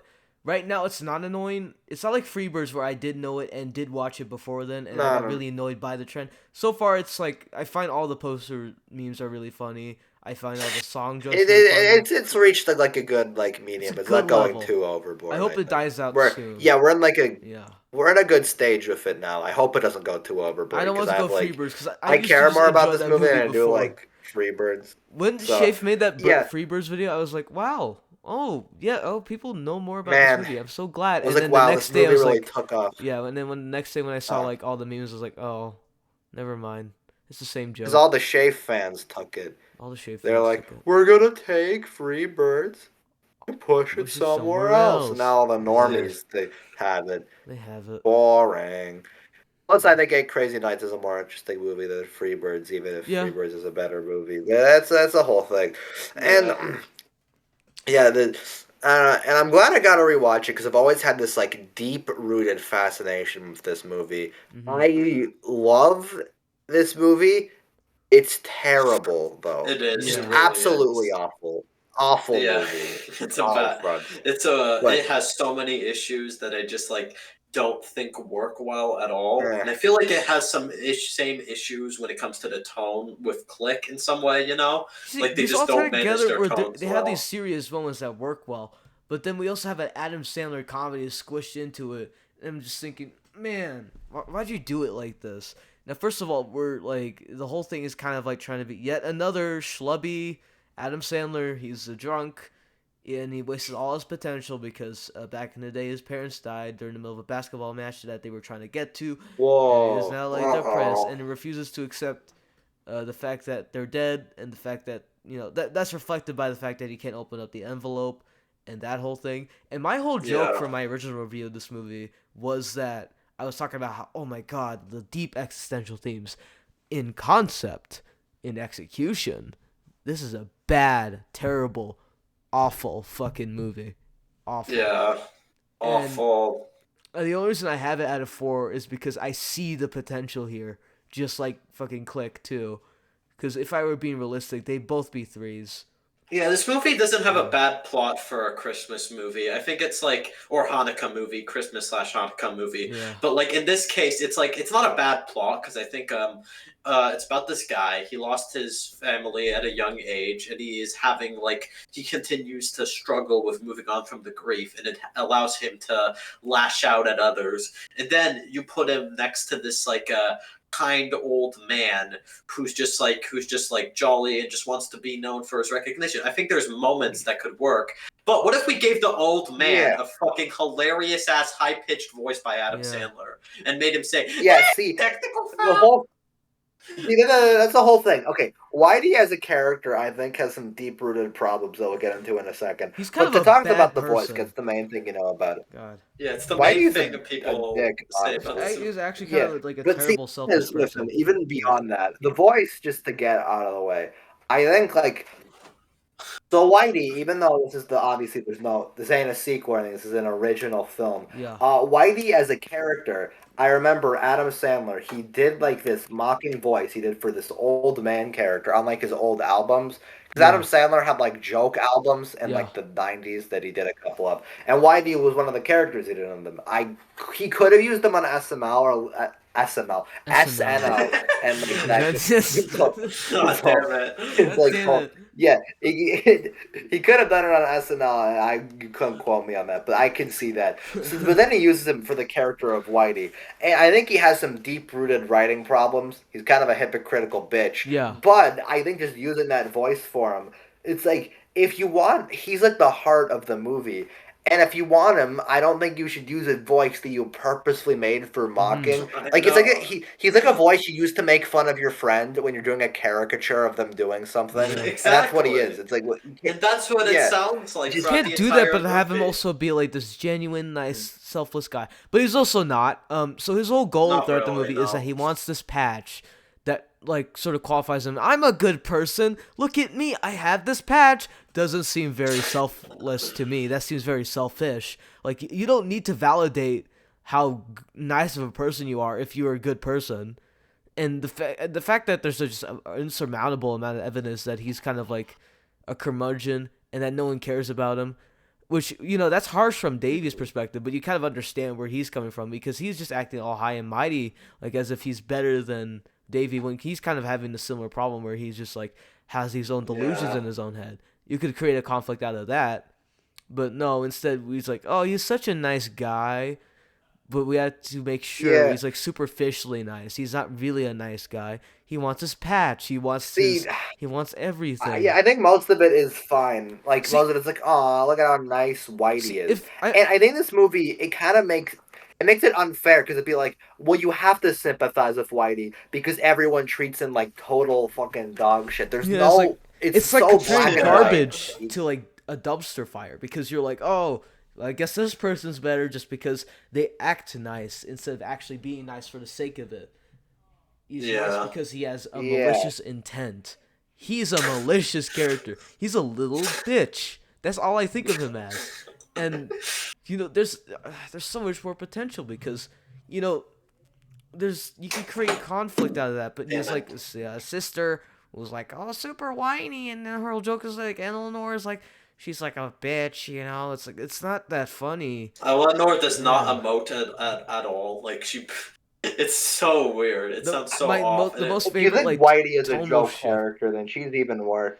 Like, wow. The most subtle example of tonal shift is one piece of dialogue where it's like, why don't you go live with your parents? Eleanor says, it's like, my parents are dead. It's like, oh, like Jesus. And then the whole tone shift is like really strange. And then when Davy is even just telling his backstory, and then you see Eleanor's reaction, I'm like, how am I supposed to take this seriously? Yeah. It's like the same thing. Whitey and Eleanor have the dumbest voices. I can't take both of them seriously at all. It's like, honestly, Whitey's just a joke. I don't take him seriously. I don't find him to be a good character. I just find him to be a joke. He's just a pathetic, sad, alcoholic bore. He says that he's nice to everyone, but then when he doesn't win the award, he leaves. Or just leaves. Like, come on, dick. You could portray that differently. You could portray it as like, I would be nice to have an award, but I don't necessarily need it. I just think, you know, there's better people out there. I think there are easy writing fixes I think you can do there. But it would have been more impactful if he just sat there and just like clapped, you know, just sat there, clap with a disappointed look on his face or something like that.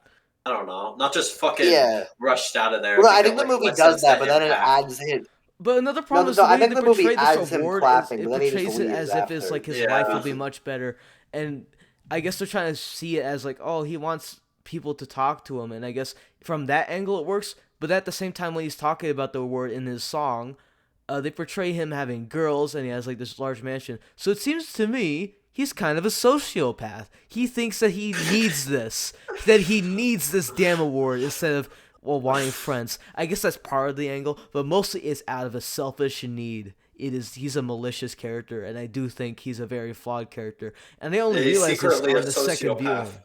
Yeah, he's kind of like a terrible. Maybe that's some film theory for you. Yeah, he is a Whitey Duvall Yeah, you could do that. You could do like a What? fucking whole thumbnail about that. It was like, is Whitey Duvall a sociopath? The secret villain of 8 Crazy Nights. Yeah. Yeah, and even Right. though in this movie it's like, yeah, but like the premise of this movie isn't terrible. And it's all just kind of like, it's like I said, the giant tone, just the awful tonal inconsistency with scenes like like another awful like example of this is during one of the song numbers. Like I watched this in a watch party, and one of the things that like first came to mind was like there was this song that Davey and his love interest like Jennifer are singing this song about like how they grew up, Yeah, and then you have Whitey interrupt the song and say the only time sex was on the phone. But that was long ago. And also, there's another horribly dated joke here where they're like, "My darling wife was once a he, but that was long ago," and it's like fucking another trans joke. Yeah, Which is there's a weird trans through jokes in line this for these movie as two well. movies. Yeah. See, I don't know. This movie's just really mean, and I get that's the point, but it's in certain parts I think it gets a little too much. Like, Yeah. there's this, I really just do think that's the biggest problem with the movie. Tone is an extremely important thing to get out of a movie. We were talking about Click earlier. You need tone to be right. However, with something like 8 Crazy Nights, I don't think the movie generally, like, generally gets that very well. Because you have these scenes, right, that are pretty fun. You got the whole thing, and then you get on Davy's backstory, and it's really sad, right? But then I can't entirely take that seriously because it's like fucking, you know, like just built around like first of all that contrast is so much with the rest of the movie, and also it just fuck. Its whole thing is there are serious scenes that are always undercut by emotion or like a joke or something, and it really takes me out of the fucking movie. The worst example I think is that one song that we just mentioned, but another one is so there's the other song, the "Let It Out, Davy," I believe it's We called, all heard where what you have his happened whole at like the skating rink at the today. skate. Yeah, Yeah, yeah, that whole thing. You let said it. out, And Davey. you have that scene, right?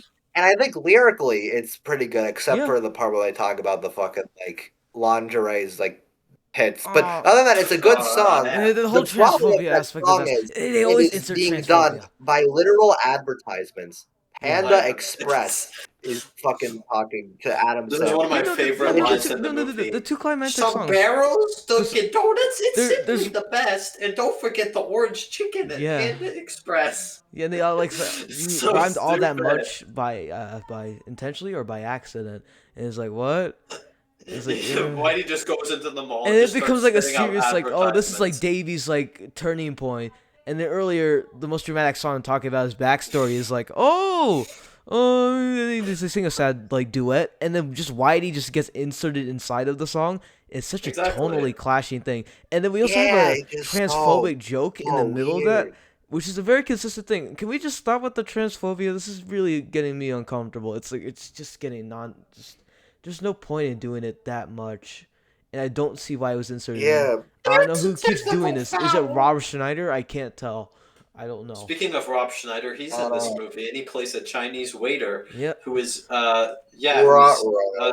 the stereotype. Yeah. Oh boy, and yeah, Yep. He doesn't yeah. look like a complete Chinese stereotype, but he also owns a Chinese restaurant, and he talks like a And typical also doesn't Chinese speak person. typically Yeah. How could Chinese you be so accent. mean to Whitey? Be like you all are on crack. crack. And so, okay. What should we talk about the songs? We should talk The about songs the are songs. so good. I love this movie song. The songs are too good. I think the best song in this movie is Bumbidi. Not because it's the most catchy, but because it doesn't undercut anything like some of the other songs do. But I don't know, that all sound really nice. The one I don't like the least, I think, is the opening song, because if you actually, it sounds nice, but if you listen to the lyrics, they're the most fucking unsubtle shit imaginable. Yeah. I remember the specific line.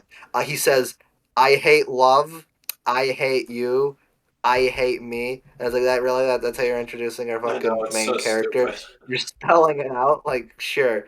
And like, Bum Biddy's the most catchy. Technical Foul is up That was the there. first one I heard Even because though I knew it was like the climactic song. It felt like the climactic song, and I felt like I was ascending when I was listening to bum it. It biddy was biddy insane. biddy bum bum Like when I da, first da, da, da, listened to it, it bum felt like a biddy biddy revelation. biddy It was The insane. context of them bum are kind biddy of just biddy funny to me, and I just enjoy listening to them bum because biddy of that. biddy biddy Yeah, It's I bum. like the actually like whole. listening to I them. think they're unironically good songs. Like Bum Biddy has this really look. I can't like properly analyze music, so I don't fucking know. But it has this really nice rising energy to it, as everyone's like There's coming good in. And it's like, melodies, and man, then the lyrics really, and context are like, yeah, yeah. you know, it's just like, oh, And I know keep doing this. I do think with Bum Biddy, they do kind of go a little far, where it's like, okay, you want us to feel bad for Whitey? It's like he got electrocuted, dumped, and put into like a shitter, and all this stuff. And it's like, okay, I get your point. However, it just kind of like this doesn't feel like a realistic movie, and that sounds like a weird claim to make. I know, but it's weird. It's like it wants this central conflict so bad, but because it doesn't have the proper like tone or characterization, I don't think the movie is ever able to earn that. So it's like, what do you got? You can't do this. You can't have a movie like that. That's not how you write You scripts, can't keep and it's just doing this, Adam frustrating. Sandler. You I could do the whole Can't fucking keep thing. getting away with this. He can't, yeah, can't keep getting away with it, and it just Why do we have to Yeah. do this? Animation's good though. Like, That's look, good Adam made by Sandler. the It's animation. not your Iron Giant Iron impressions' Giant fault. Studio. It's not your Studio. tonal fault. It's not the director's fault. It's you. It's just you. You know, it's kind of like that. Like, man, it's just all Adam Yeah, Sandler's fault. yeah, Come on, Yeah. just What about the make a good jokes? Want script. to yeah. talk about the jokes? Let's talk about the iconic The jokes in this theory movie shit. are terrible. Terrible. However, I do think okay, some of the jokes in this movie make me laugh. However, they're not Get that it? There's funny. a three I like boobed when Whitey has a lady. seizure at the end. Yeah, Yeah. free boob That's kind away, of funny. lady. I Yeah. hate that joke. And then there's also the Whitey seizure thing, which is just so funny to me. Is that They're even just a? making I fun of It ends, Caesars. the fact At that the the end. movie ends on that instead of like actually holding the genuine emotion. It's God, your just voice is too I think that pathetic. accurate. really Damn it. sells what this movie is. It's like, well, yeah, I get it. Uh huh. That's Whitey, you know. He But just has a weird ass voice, so it's fun to do. yeah, yeah. One of the I don't know. There's some shit that makes me like laugh, but it's not like that clever. They just kind of the bizarreness of like. There's this one joke when they're actually at the like the All Star Patch or whatever, where like the mayor tells like a joke that's no one understands, and all of them fucking lose their shit. They're all like laughing, and wheezing, going super duper over the top with it. And I get the joke. It's not even that funny, but it's like what? It's weird. Very Yeah. surreal elements there. Kaufman esque. I don't know, Yeah. there's just more like elements like that. I kind of like okay, Whitey as a character I find funny, but I don't know if I'm laughing with him or at him in terms of the movie's writing Yeah. sometimes. It's like, is this that I'm clever? mostly laughing at him. I'm pretty sure that's what I'm doing, at least. It's like, It just feels like yeah. very like it's Just just stretching out that plot. And even for an hour long movie, it Also, feels like it's just cutting down a lot of like what it's meant to be saying, and it just feels like yeah, I want to mention Yeah. something about that. Yeah, so like after the technical foul song, then I guess it's like showing that Davey has learned to like like Whitey more just out of nowhere. What the because of montage? What the oh, fuck this happened? you know, so like bad. no, really, Time. Let's see. Here's the thing. really They that whole thing go feels one useless. way, then the other, then back in like Yeah, a couple minutes. So and it's aggravating. It's like very how's the fast paced for foul? no We reason. don't Then need a that. montage. It's like, Really, oh, they like each other, we don't and need that Davey's breakup scene. nice. We really don't need You know, that breakup scene. We didn't need a no, whole no, we technical foul don't. song in the first place. We kind of just need to see the relationship progress. We could have had more time to do it. But animation is really hard, and animation is super good in this for no good reason. Now that I think about it, the technical foul song does not add anything Yeah, it to doesn't. the movie. It doesn't. It doesn't. It's a good song, but it doesn't do anything for the movie. Yeah, though I don't know. Sometimes I'm just wondering if it's like the meme or if these songs are genuinely good. They're genuinely good songs. So They're good some songs. of them are, yeah. I don't know. The technical foul and bum video are the main ones that come to mind for me. And I kind of, I don't know, Let It Out Davies kind of stuck in my head now. So I don't know. This movie gets a This movie is so bad. Such an odd song. But there could be good comedy dramas. That's why there's a thing called dramedies. There's being John no, Malkovich. I totally agree. Yeah. Look, a lot of my favorite media I love because they can balance comedy and drama so well because they know when to be funny and when to really let something sink in. Yeah, I name examples, but you can fucking go a mile a minute. There's so many. There's more but Oral, being John Malkovich. Well, yeah, Oral. That's a big examples. one. Yeah. Man. I guess Clay shooting Oral really was a technical foul. But anyway. What if Davey was just Clay Puppington instead? Oh.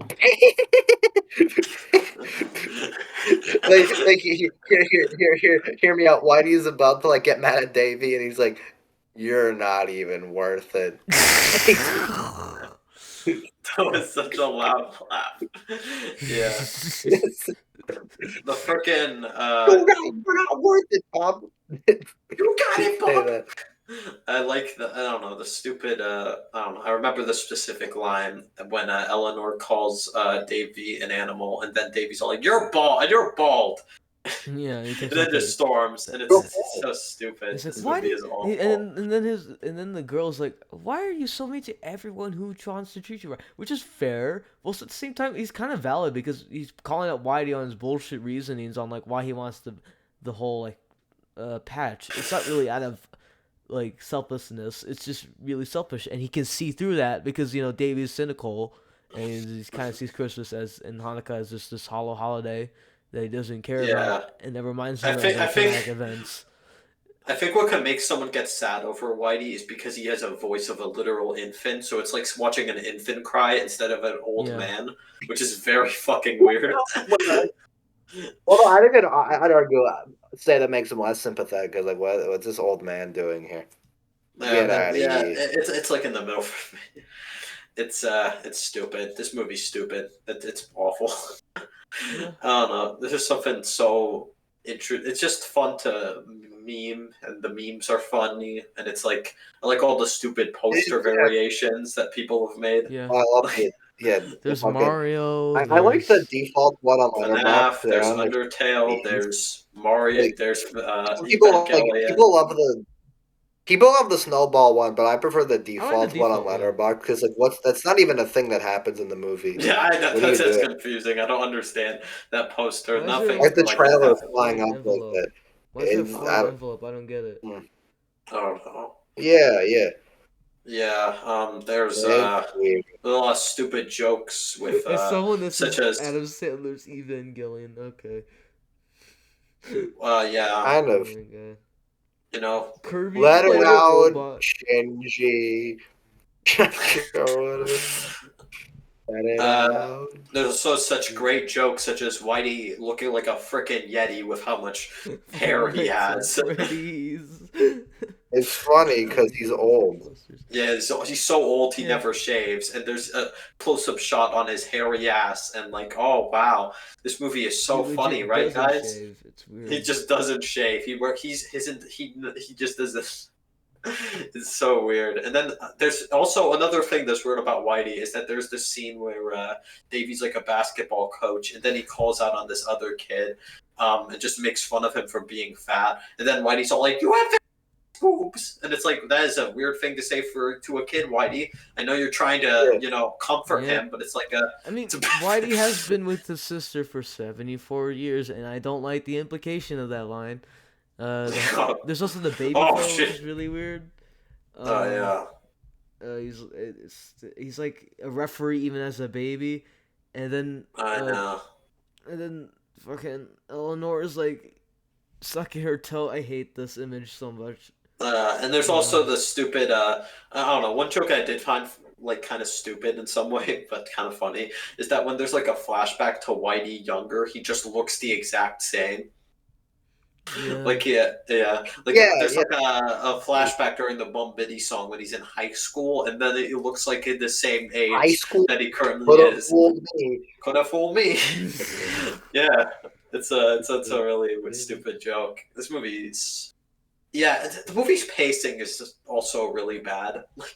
like I said, the whole thing with Whitey and Oh Stone's no, like relationship is very the whole forced. thing is like he switches back and forth like 2, 3 times, and that just like for a movie Yeah. you can't do that like proper pacing wise. I don't understand. It's Yeah. odd. So I don't know. The only things I like are the animation and a couple of the songs. That's about it. yeah, Yeah, yeah. generally just the And songs and animation are just god level, and then the rest of the movie's total garbage. It's weird. yeah. Yeah. Yeah, I it's don't a know. very bizarre film. Yeah. Yeah, But I did enjoy watching it, especially as a watch party. Like the whole watch party and like the house server just bursted out when Bum Biddy started Oh, like. that sounds Um, funny. I do yeah. that on my own anyway. I already do that, but yeah. But yeah. What was I gonna say? Yeah, I think we covered a lot of it just to like say, but I think I don't know. At the very least, I looked up actually a little bit of not like a lot, but behind the scenes, it's like who directed this? And the guy who made it, he only has one Yeah, I directing noticed credit. that. It's this movie. It's this. This He movie only and the Instead, star directed of this this cares. movie. movie. Yeah, Yeah. yeah, You are yeah, a I sad, checked strange his little man, and you have my pity. Yeah, I checked his IMDb to see if he has anything else before and after this. Apparently, he worked on the cartoon version of the comic strip Dilbert before Oh, this. He was like a director on that, and I then didn't he know Oh. did Dilbert. like where oddly enough, for some reason, he has two directing credits on Family Guy after Oh, this. Like just two random Oh, episodes when the weird. show came back during season 4, and those are some of these only like notable credits. And apparently, when looking up, he has a YouTube channel where uh-huh. he just like posts about random stuff. Like it hasn't been active for like a year, but I noticed he just had one. So I was like, oh, I'll check out some stuff there. There's some neat stuff. Apparently, he was involved in the canceled Kingdom Hearts pilot Oh, for like Disney was gonna make a Kingdom Hearts show. That's like oh, something Hmm. that's neat. But interesting. yeah, I was looking it up and there isn't much to. He has like a video on like just the whole production of Eight Crazy Nights, and it's not like a lot, but I think it was neat going into it. Mm-hmm. There's you get to see like his whole perspectives. Adam Sandler, he was very nice to work with apparently, which Oh, I buy. yeah, Adam bye. Sandler's a really nice guy, even if he's He's a not nice the guy, even best though he's at he's, like he's more of a business guy careers than yeah. at his like actual Yeah. shit. And the most notable thing I learned is this was stacked up in like a really really bad week as fuck. Not only was they competing with the newest Disney movie at the Yep. time, which was Treasure Planet, which also bombed, Oh, but so still, bomb. they Wow. also had the new James Bond, And the then the new new Harry Harry Potter. Potter, Yeah. and yeah, and I think Santa Claus too, but that wasn't like a big hit. It Yeah, was no, just those also three there, movies kind and of I like just think canceled out because I Damn. remember like Eight Crazy Nights came out the same week as Treasure Planets, and both were well, actually Wow. Treasure Planet was more of a flop than Eight Crazy Nights, but both were just Oh, really? nonetheless. Wow. Huh. That's kind of sad. yeah, it's funny. That's Eight Crazy really sad. Nights was like dueling with Disney, which was really like I find that really funny, the whole Yeah. thing. I think at the studio at the time, the studio who animated this, the Iron Giant people, shut down after this, which is Yeah. really sad. And the director Oh, Seth yeah. Kersley talked about it at the time. His whole thing is like he was being told a lot at the time. He's like, well, no, the reason this movie did bad is because it's not CG anymore, which is the excuse all the studios were Yeah. using because it's like, well, you're not CG anymore. You ain't Pixar. That's why no one's watching it. The reason they weren't watching it is because it was Adam Sandler's Eight Crazy Nights, but not because Man, it how was could you 2D, market Eight obviously. Crazy And I Nights? just That's kind of insane. No. yeah. Uh, I will say, out of the director, I think now for a while he was like fucking embarrassed of this when he was. People would tell him, "Oh man, I love Eight Crazy Nights," and he always thought people were like joking or Yeah. making fun of him, which is awfully sad. But I think now he like in that video, it's he's a nice old man. He like appreciates that perspective of like what it meant for him his career. Now I don't know if he knows about the meme resurgence, but if he has, I hope he's happy with that. And apparently he was like big into the '90s SNL run, like Sandler, Phil Hartman, Norm Macdonald, and stuff. So it was really nice for him to work with Sandler on this. And you know Oh. what? I'm happy for him. Even if this movie's shit, I'm glad he had a good time making it. And I guess that's all on Eight Crazy Nights for me. And yeah, I think I've yeah, said what I needed to say, but what a yeah, what a yeah. film. Yep. Uh, yeah. Do you We guys have let it anything out, else to say? maybe. Let No. it out, Yeah, I kind of let you guys go baby. on about this, but yeah. In conclusion, Adam Sandler is just a weird guy, and every year we're gonna do this Christmas tradition. I will always find something interesting about him because even though he probably wasn't the most like highest of comedy, even back when he was quote unquote in his prime, there's still a lot to talk about because he's been in so many He's a projects. fascinating person Yeah, in the comedy history. I think the general way he does things and like his role in the comedy landscape has like changed he's one of the everything. only comedians I think who has been able to stay relevant for this long. Yeah, Like they're like think about it. 90s there are a lot of like famous people like I don't know, just for a random example, Jim Carrey had like a similar renaissance around when Sandler did. But he has had as a comedian, he's had like famous ups and downs and experimental periods and people don't watch his shit at all. And now he like made a little comeback, he's in fucking Sonic or whatever. But he has his own thing. He's a very interesting hmm comedian as well, but he hasn't had his own thing. Yeah. Sandler, in the entire span of all that, he's just been cranking out comedies, comedies, comedies. And he, because of his likability and trademark like traits, he's been able to stay at it. And I think that's something to be like commended and like studied because yeah. he knew his audience.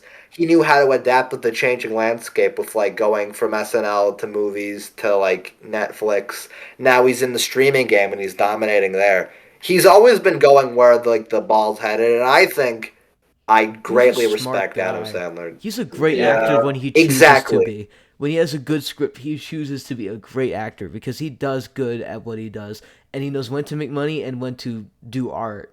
He's good. He's in Safdie movies, and in the next minute he's just doing like Murder Mystery 2 or something, and the next minute he's doing the fucking Noah Baumbach movie, and Yeah. that's kind of what Exactly. makes him one of the most interesting figures in the comedy landscape, like you said. I mean, yeah, Exactly. It's there's so interesting. many that were like sadly are gone with us, but this one he just Mhm. keeps on chugging Yeah, and he's an icon is for a reason. very unique for a very certain type of ways because he's Adam Sandler in many ways and has many different traits. Like you can't just associate like Punch Drunk Love with I don't know, just a random, I don't know, Mr. Deeds or Uncut Gems. Those are completely Mhm. unrelated from each other, Yeah. and that's why I wanted to Yeah. make this a tradition because there's just like a lot to talk about his movies in general and just his career. And yeah, this was a nice like little period because we got to Yeah. see one of his first flops, Hmm. one of his most strangest periods when he was still making these comedies, and one of the last ones before he went to streaming. And yeah, it just happened to Yeah. fall into place like that. Yeah. Mhm. Anthony It's. got here I next. think Somehow. Yeah. ultimately. Yeah. I think ultimately that's kind of what pisses me off though when people are like I remember like when Hoobie Halloween came out in 2020, people were like, "Wow, he really went from uncut gems to this. What the fuck happened?" And it's like, dude, if you know Sandler, this is no surprise. Yeah. In fact, this Exactly. movie we talked about Yeah. Eight Crazy Nights. Guess what? It came out the same year as Paul Thomas Anderson's Punch Drunk Love. Yeah. He Oh he's always wow. been like this. This isn't a surprise. Like, come on, Yeah. people. Do you think he can be I think Paul consistently Thomas good for Anderson's one also a minute? big No. Adam Sandler fan. Yeah, I think he is. I Yeah. It's think he really likes funny like to me. Adam Sandler Fucking love comedies. Sandler. Yeah. I haven't seen I stuff guess like he knows his shit. Uncut Gems or Punch Drunk Love yet. I want to get around to seeing Yeah, those. no, but yeah, You, now you, we're done you with you Adam should. Sandler It films. has. So yeah, I'm gonna talk about PTA for a bit. Yeah, no, I like all of his stuff. Sure. I've for some reason I've seen all of his Yeah. movies now at this point legally. By the You way, have? yeah. Okay. Huh. Um, Uh, I just happened to because huh. I think the first one was There Will Hold on. Be How Blood. many Paul Thomas? I think I might have just seen Punch Drunk Love. Let me check. No, hold on. I've seen. I've seen Punch Drunk Love and Licorice Pizza. I've only Those are seen great movies. Licorice Pizza for the Oh really? Because you Oscar have to thing they watch it do for every the Oh, you have to year. watch it for the Oscars. Oscars. God, guys, it's a good movie. Boring. Even though technically there's an age gap, but it's also very unclear. And Well, in the eh, movie, they acknowledge that, like, I don't know. I remember there was a fucking controversy around that time. We were like, "Is licorice pizza problematic?" And I'm like, "Well, dude, if no, you watch the fucking movie, they addressed it. yeah. Come on, What's the plot of the idiots! movie? Are you Right stupid? there. It's right there. You know, I mean, doesn't make Paul Yeah. sense Thomas to me. Anderson's always been dealing with like these weird relationships with different people. Even one of his lesser good movies, like Inherent Vice, that's about like a druggy like detective who also has this very complicated relationship with this woman who he has to investigate where has she gone since she went missing.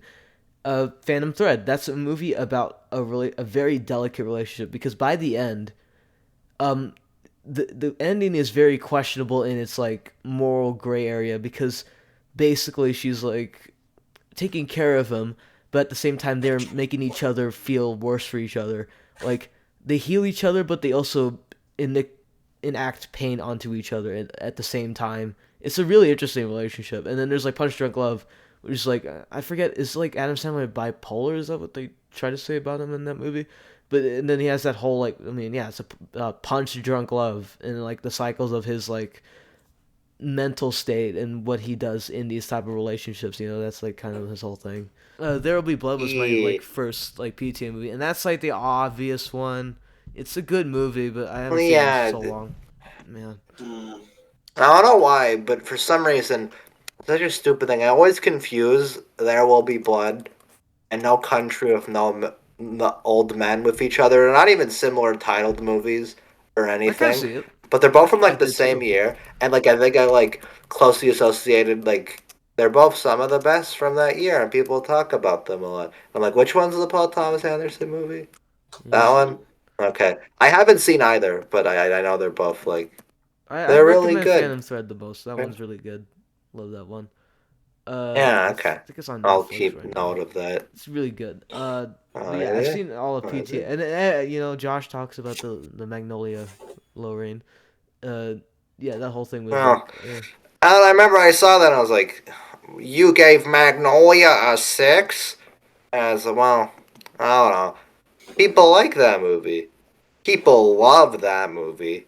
It has Paul Thomas Anderson. It was really late at night. How could it be bad? It was weird. I was like, it was really late at night. I was like watching Magnolia. I was just really confused by a lot of his decisions. But yeah, it's. I think even Silent Dawn says like he used to have that like 5 stars like in 2014, but now he's like it's the weakest PTA movie. Like, geez, what a fucking turnaround. And everyone's always like, well, Hard 8's the worst one, which I'll. No. It's not. Maybe it is. I don't know. I haven't seen any of them. It's okay. It's like. That's why. That's always here. It's okay. I see some potential. I remember, this is so funny. I remember finding an account one time that had every PTA movie at like a 10 and Hard 8 at like a 5. Oh, really? Yeah, that's obviously the PTA. Yeah, something like that. It was really funny to me. It's like, well, at that point, just give them all 10s. Come on. Be consistent. Maybe give it an 8. Maybe give it a generous 8. Like, come on. Yeah. Jeez. Something. Maybe. Yeah, I have Licorice Pizza on like DVD. I forget I always had that.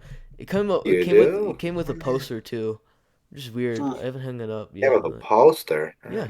I should probably rewatch Licorice Pizza at some point, and in general, more stuff from Paul Thomas Anderson, since I am interested in watching some of his work. He's like that basic like art house director you gotta watch, but yeah, he's a good one. He's like you gotta do a Paul Thomas Anderson binge eventually. Yeah, and like the thing is, the reason I watched Licorice Pizza, which honestly, even if I wasn't gonna do my traditional Best Picture marathon for the Oscars, I would have probably still watched it either way since I was like interested in it. And like, even though I don't like the Oscars a lot of the time for obvious reasons that you've heard people talk about, I still like sometimes enjoy doing those type of marathons since it allows me to kind of like see different types of films, like, and experience different types of like genres and whatnot that I'm not as familiar with. So like, it's a cool experience, even though some of the films can be bad and boring. See, my whole thing with that is right. What is it? I remember like every year I'm like, you know what? I should watch some of the Best Picture like nominations. I should, because the Oscars are coming up. But then I watch one of them and I remember my brain's like, oh yeah, these are boring. I don't watch the Oscars, nor do I like them, and they don't even pick the best movies sometimes. Fuck, remember Green Book? Remember when Green Book won Best Picture? That was so funny. It was like the funniest thing ever, actually. It's like, man. Yeah. I haven't even seen Green Book, but I know it's just funny. Like, the funny thing that people and I remember I don't know, the whole thing for that is like, it doesn't feel like I genuinely want to see those movies. It feels like I'm obligated to because of something I don't even care about. Like, you gotta have more things in your 2023 list. You gotta have more things. It's like, well, do I want to watch it or do I want to feel like I'm filling a quota? And that's why, like, I don't know. I just I watch think less my films now mindset because is of, like, like, That's my kind of my my fair. my mix is like it's yeah sure I'm watching all these 2023 movies. I have a clear out list for all of this. Like I get why I do it. It's because I find these interesting, but at the same time it fills out the list and it gets me to expand my taste a little bit. And yeah, Yeah, no, see, I because get that. That's why I've been trying to do specifically stuff I do, like, I genuinely like, and not just, well, I'm feeling yeah. like a I bar can or whatever. understand that perspective because there are some movies I watch that make me feel that way. Like one of the films I was watching for the Oscars last year was All Quiet on the Western Front, and I was just really, really bored by that movie. Anthony, So that's I just was a straight like, up bad movie anyway. So like, yeah, I don't know. Yeah, that's true. you It's should like watch it's just like the original the because original. the Yeah, I want to original watch the the original. original I heard it's War, 1931. It's like one of the best horror films out there. It's good. Love it. Yeah, I don't know. It's like films like that that just Surge make would me love it. feel Surge would love it. less motivated to watch those type of movies in some way, so I it's could kind of the understand what Oscars makes you always. like. I know it's the Oscars Yeah. always do that. They have like some fucking boring period piece where it's like, this is when war happened or when this Oh period wow, happened, war is and it should so be. bad. Wow. And it should be a topic that's way more interesting than it is, but they I'm somehow just so fuck it up. But it gets the best I picture nom. I'm never gonna watch 1917 purely because how many nominations it got, and plus I don't like Sam It Mendes as a gives off director. that same vibe I don't like where Sam it's like, Mendes as a whoa, director. Um, American he I Beauty is might. made bad, American Beauty, right? bad That's movie. okay, yeah. Yeah, if I'm Oh, ever and he gonna made watch Skyfall. yeah, if I'm ever gonna like go back and watch like a war movie, I'm probably gonna watch like either the original All Quiet on the Western Front or Saving Private Ryan in terms of stuff like that, Saving Private which I Ryan haven't is Well, that's seen what I either hear of is them. really, really good. I trust that. Watch Paths of Glory by Kubrick. oh That this movie is movie's really that Oh, good I've movie's too. heard very of good. that. Yeah, I've heard of that. I love everything about that It's movie. fun because it like actually portrays the brutalities of war in a really like neat way. That Full like Metal Jacket's also glorifying really it or good. really much. I love I Full haven't Metal seen that, but Jacket. that movie that looks really good from what I know. People say the first half is better than the later half because basically those two halves are kind of Well, no, they completely don't like separate it because the moments. second half doesn't have someone yelling at your face the Yeah, entire time.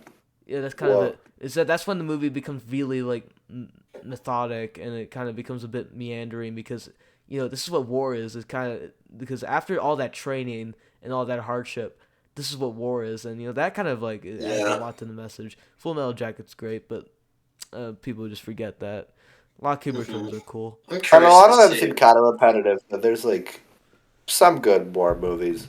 There's War good movies, enough. by the way, if you know, you know. If you know, But you yeah, know, yeah. Yeah, I'm curious to see what like. I mean, I think I'm already know like what certain films are getting nominated for the I Oscars this kind of year, but see I'm it too. curious to see what's happening. Like I'm like seeing a lot of I think it'd because be cool if you if guys have like been like paying attention to the Golden Globes and the Oscars relations, if you always check the Golden Globes because that's when you realize what the nominations are gonna be. So yeah, yeah, Killers of the Flower Moon is probably gonna get well, nomination. Golden yeah. Globes I was gonna throws like a yeah. curveball every once in a while. I feel Like like they just Uh-huh. do weird I shit feel like because the no one Killer cares will about get the Golden like Globes. But yeah, because Fincher never gets Oscars, so I feel like the only Oscars he's gonna get for the Killer is gonna be like VFX or something. Like that's it. Yeah, and there was also like I know Oppenheimer was like one of those nominations which I fully expected. So I I'll probably be the hope same for the actual Oscars. I hope Cillian Murphy wins Best Actor. He was so good in Oppenheimer. Yep. Yeah, and there was a lot of different Golden Globes nominations. I didn't really look into them that much, but yeah, I do some expect you to see more of the indie movies, but Past Lives definitely getting like a screenplay nomination. yeah. So is I'm gonna probably yeah. watch Past Lives it's really good. sometime. There's also like Yeah. May December. That movie's very uncomfortable, but it's probably gonna get like a best screenplay too. There's a lot of stuff I can see Yeah. getting nominated, and it's gonna be really easy to spot it. But let's Yeah. say that's the nominees. I'm probably Uh, gonna watch all the best picture ones because I mean, they don't always have the worst Best Picture nominees. I'm always interested in what they choose because I love thinking about Mhm. what an old man's mindset is on like what is the best of the year or like what they've been promoted as. See, that's why I like. It's weird. The Oscars have this reputation they're like the big award show. If you get a Best Picture win, you're like the top dog. But when you actually think about it from like a bigger perspective, all the Oscars are a bunch of old people sitting in a room deciding on movies I doubt they've seen. And then on top of that, it's just a bunch of celebrities kissing their own asses for like 3 hours. And it's like it's just so fascinating to me that it has this status when I think there's such a disconnect between like if you get an Oscar, you're known as like this big thing. Then you watch the Oscars and it's pathetic. Really, they get Jimmy Kimmel every year. And they're getting him joke. again. Let's go. Jimmy Kimmel's coming back. Why does he get to be in it every year? Why can't it be like anyone else? So annoying. Can we have any other comedian? Have like John Mulaney up there. Have like actual like good cool. We have like Conan. Again, if we're gonna do a Late Hideouts, don't do Jimmy. I bet Conan would make good Oscars. I'd watch it if he hosted. Yeah, Conan's great. Honestly, that'd be the only time I'd be fine with him doing long ass like monologues because he's a really good like speaker. That's the thing. That's the thing about fucking. I was gonna say about late night, but that's not what I'm talking about. About the Oscars, right? Is just I don't understand why they need to be so long, and I get that's like a common criticism people have. At most, like, I totally agree. Hour and a half tops. You announce every award. You maybe can have like little bits in between. Musical performances. It's fucking baffling because it's like I don't know if you've like seen. There are so many Oscar speeches that have to be cut off because like we don't have enough time for that. Yet they'll add like 10-minute fucking monologues and musical performances. Like you might be good, but I don't care. And they'll add like stupid pretentious montages like, oh my god, this is the art of cinema. Move all the montages. The movies that made us. Like, shut up. Yeah. Move all the montages. Enough with that. Keep the like brief little snippet clips when they announce the nominees. Keep it like consistent. Have all the musicals you want, but let people speak and like have a good host, and we can have a crisp like maybe 90-minute like. Yeah, I think that would be perfect because it gets rid of all the fluff and people aren't there for fucking 3 hours doing nonsense. I don't think the Oscars will ever listen to that, but like still, yeah. And it's so funny because sometimes they'll be like, "We'll cut down some stuff." Except instead of cutting down the fat, they cut down award categories that people want to see. Yeah. Like, what are you doing? I forget. I don't know if you remember this, or maybe I'm misremembering. I think one year they weren't gonna like broadcast the best actor or best actress or something. Maybe that's like, what are you doing? No, like, they were gonna remove supporting. They were gonna remove like production like nominees, which is really rude because the small bit players are what makes your movie good. And if you lose them, your movie will suck. If you remove your VFX artists, which by the way aren't unionized and also are paying overtime for such very hard work to do, even just a simple VFX overtime. Yeah, it's just like devaluing their every single movie by a ton. If you've seen like okay, I know you guys haven't seen The Killer, but like I saw this tweet about how the VFX breakdown. So there's this one shot of The Killer, he's like setting up his first kill, and there's a stripper, and then there's a man, and they're like in this one window, and that window is like a select shot that was shot by David Fincher. But the rest of the surrounding areas were different inserts. So the whole building is a different insert entirely, and they just insert the window through VFX. And then the roof is also VFX, and the sky is VFX. And you have to color grade it, and that's all the VFX they have to do. There's layers of VFX even in movies that are grounded like The Killer. And so, VFX is kind of like a required thing. And yet they don't have any respect for them because they're going to remove the production categories. Costuming is very important. All these things are very important, but they choose the obvious ones. Like the movie with like the most like dresses, that's winning the best costume. Remember when Cruella won best costume design? That's insane. I do remember that. It was so depressing. Like it has costumes. We got to nominate it for that category. Of course. And it just I don't know, it's so annoying to me because I think Oscars like keep like pretending they care, and that is one of the most frustrating things to me because it's like, look, I feel like the higher ups of the Oscars need to change or something, because all these celebrities or people they get that say they care, it comes across as so phony and disingenuous, and it has been for years. This isn't new, The but it's 2021 just animated frustrating. features speech, that was incredibly disheartening. Everyone hated that. Yeah. It was incredibly distasteful. And Yeah, regardless, I know animated some feature people have category has just taken been like yeah. Shaferless is a I know really good fucking video on like animation animated in feature and cinema everything. has been like a warped and ruined Yeah. phrase this past year, I because know. like man children will use it to fit their stupid messaging. Mm-hmm. But I don't know, like on a base level, the Oscars are still just dicks about it. Because like, you know how many animated movies have been like nominated for Best Picture? Like three, and two of them are from Yes. Pixar. You remember when And Shrek it's used to be like nominated for it's best so bullshit. screenplay? Because quite Oh literally, I think jeez. they I were know, like. right? I think quite literally it Those was like days. they invented the animated feature category so another movie couldn't get Best Picture, like another animated movie. Like, isn't that fucked? It's Yeah, like, it's fucked up. well, that's never Yeah, happening again. Hmm. Because we got like what it's Beauty It's and the just messed Beast up. one time, and then we got what Up 2009, and then we finally got our category back when Shrek got like best screenplay because they actually saw Shrek for actually critical praise, that there's like something meaningful there, which is really funny in Yeah. retrospect. But man, animation was going to be respected, and videos from Eddick and Shaferless especially. They go into detail about how like they were They getting lost somewhere. respect over time Yeah, they yeah. I've lost with seen respect over edX time. Oscars stuff video. like It's a really that. good way of breaking down why just none of that has Yeah. ever made sense, and it just what so It's many rules basically just seem way fucking rigged, let's be contradictory. honest. It It's is rigged. annoying. It is. And see, this is It's why, like, I never get too invested in the overall, like, Oscars season.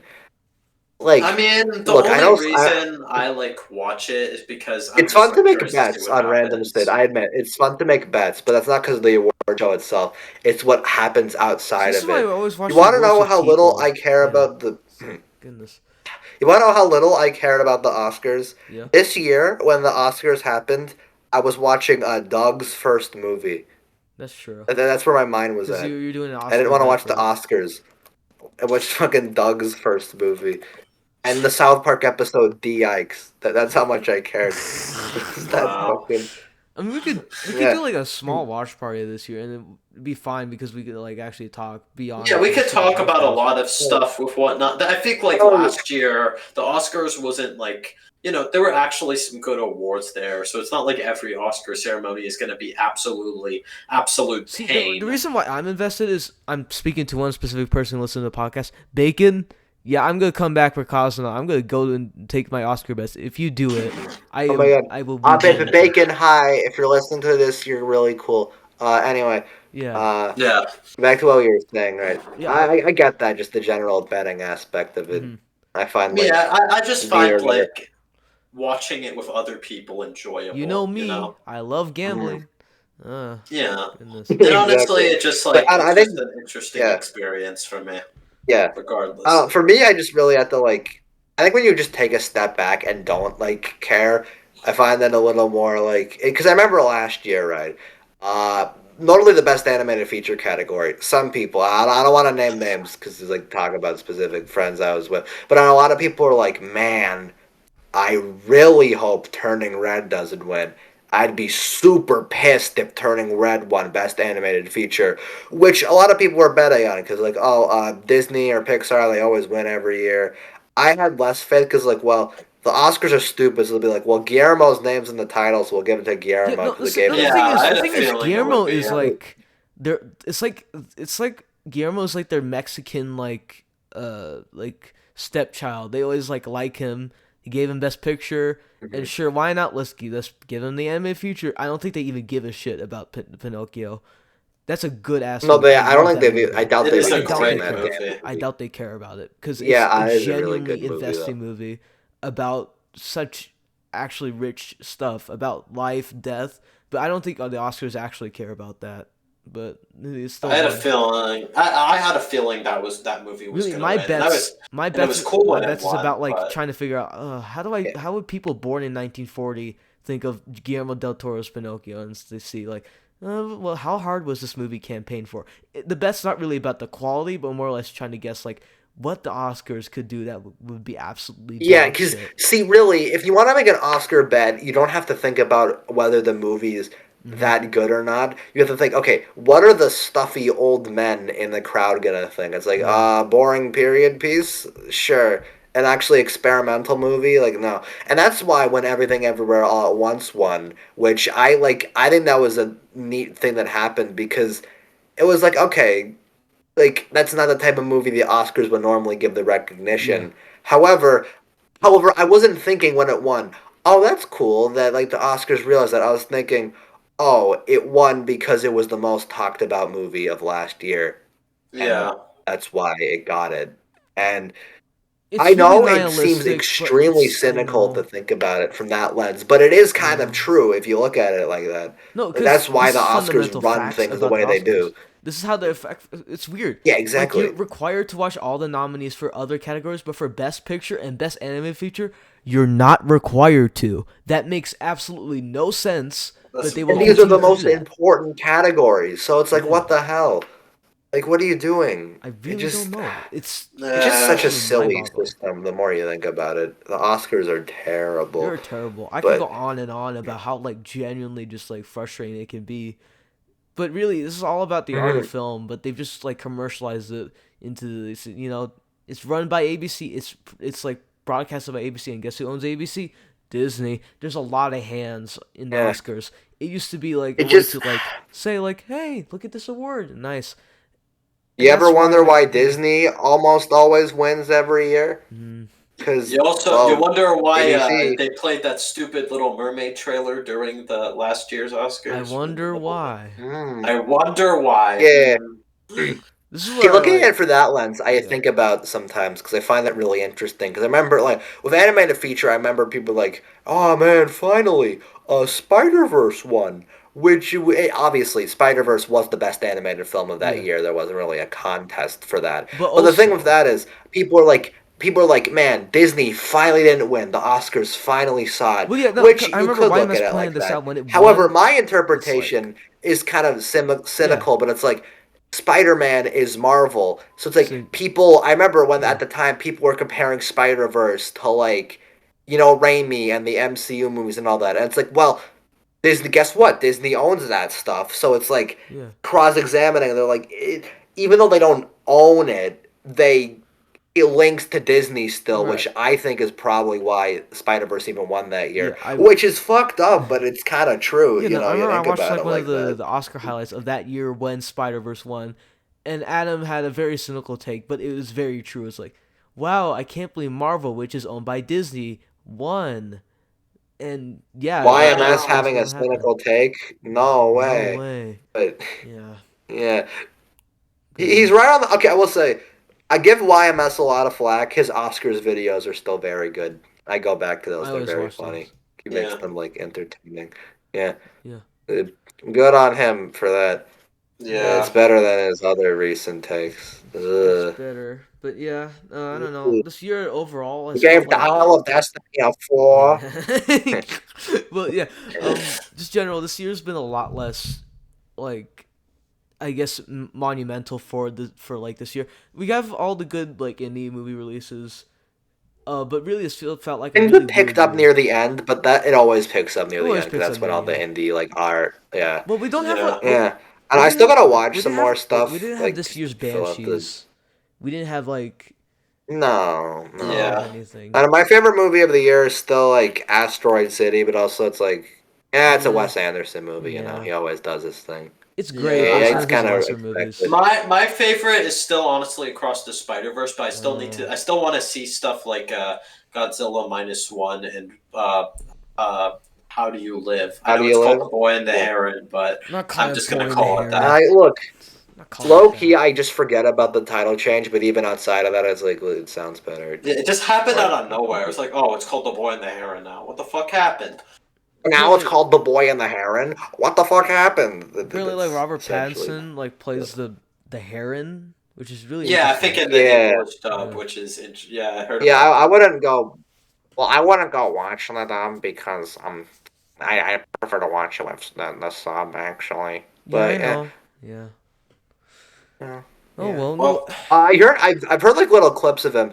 He does sound good because not like when a celebrity gets cast in an animated movie and they just do their normal voice. No, he actually like yeah. does a voice, Yeah. which is cool because Robert Pattinson isn't even a voice actor, so you wouldn't even expect it from him. No, But yeah, that's and cool. what I heard is that he Good for him. prepared weeks before about it, and he sent voice recordings to Studio Ghibli because he was so excited to get this opportunity to dub, and it was so good that they just kind of went along with it, even though that was not what they originally wanted him to do anyway. So that's pretty cool, actually. Yeah, I appreciate that. That's cool. I'm glad he Yeah. got I'm excited that to see opportunity. like Good for him. the boy and Yep. Heron, but Yeah. there's a lot of movies on my clear out list. I'm not gonna be able to finish it all this month. I'll probably end up. I'm like, gonna carrying try over and to get through February. some of them this month, I guess. Yeah, I there's might a lot have of I Flaming don't know. people Lips. I'll do them one I theaters, want. but I haven't had To be time. like, Yeah, I Yeah. want to cut some of this down because some uh, of these are like random ass movies on here. But yeah, it's like yeah.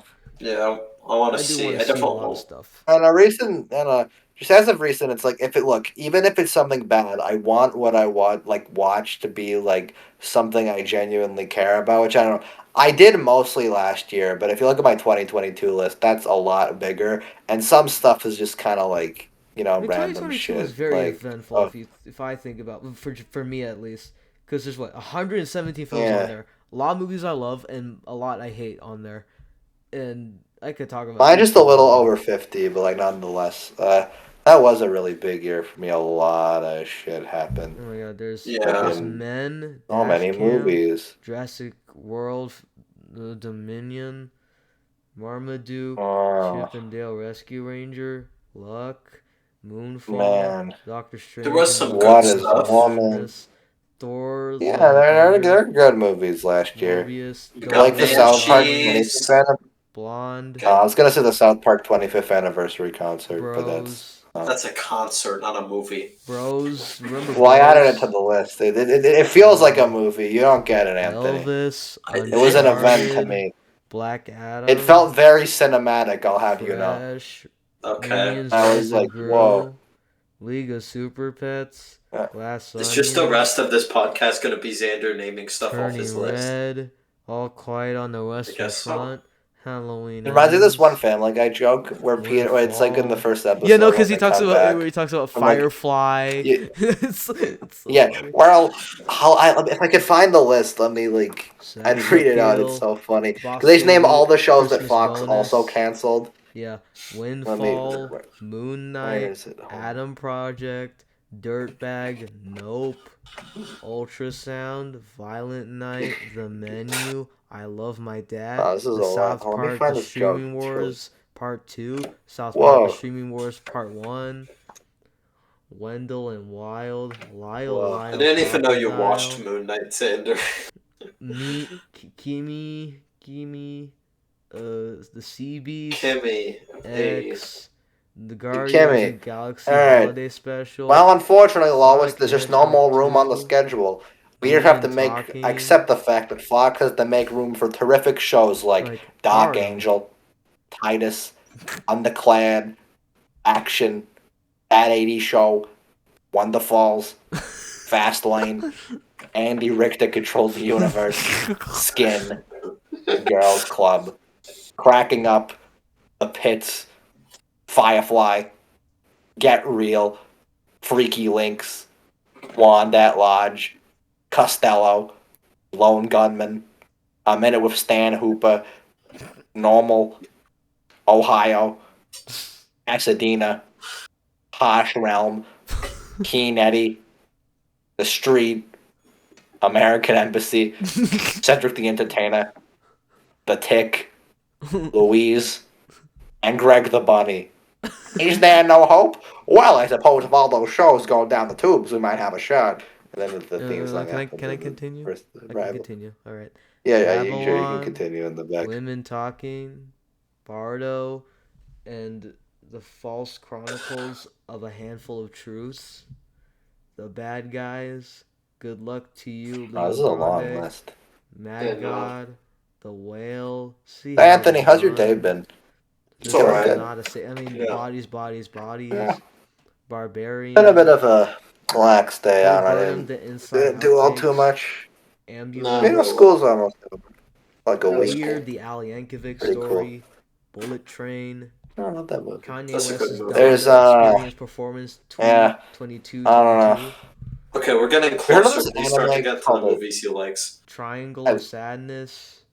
you heard about this Fire of Love. anime called K-On! Anthony? I heard it can All make of- people all my racist. friends hate me. The whole thing. Watch this anime called Sir, K-On! Makes you Senior. extremely racist. RRR, Kind of interesting how I don't know how an anime can do that to you.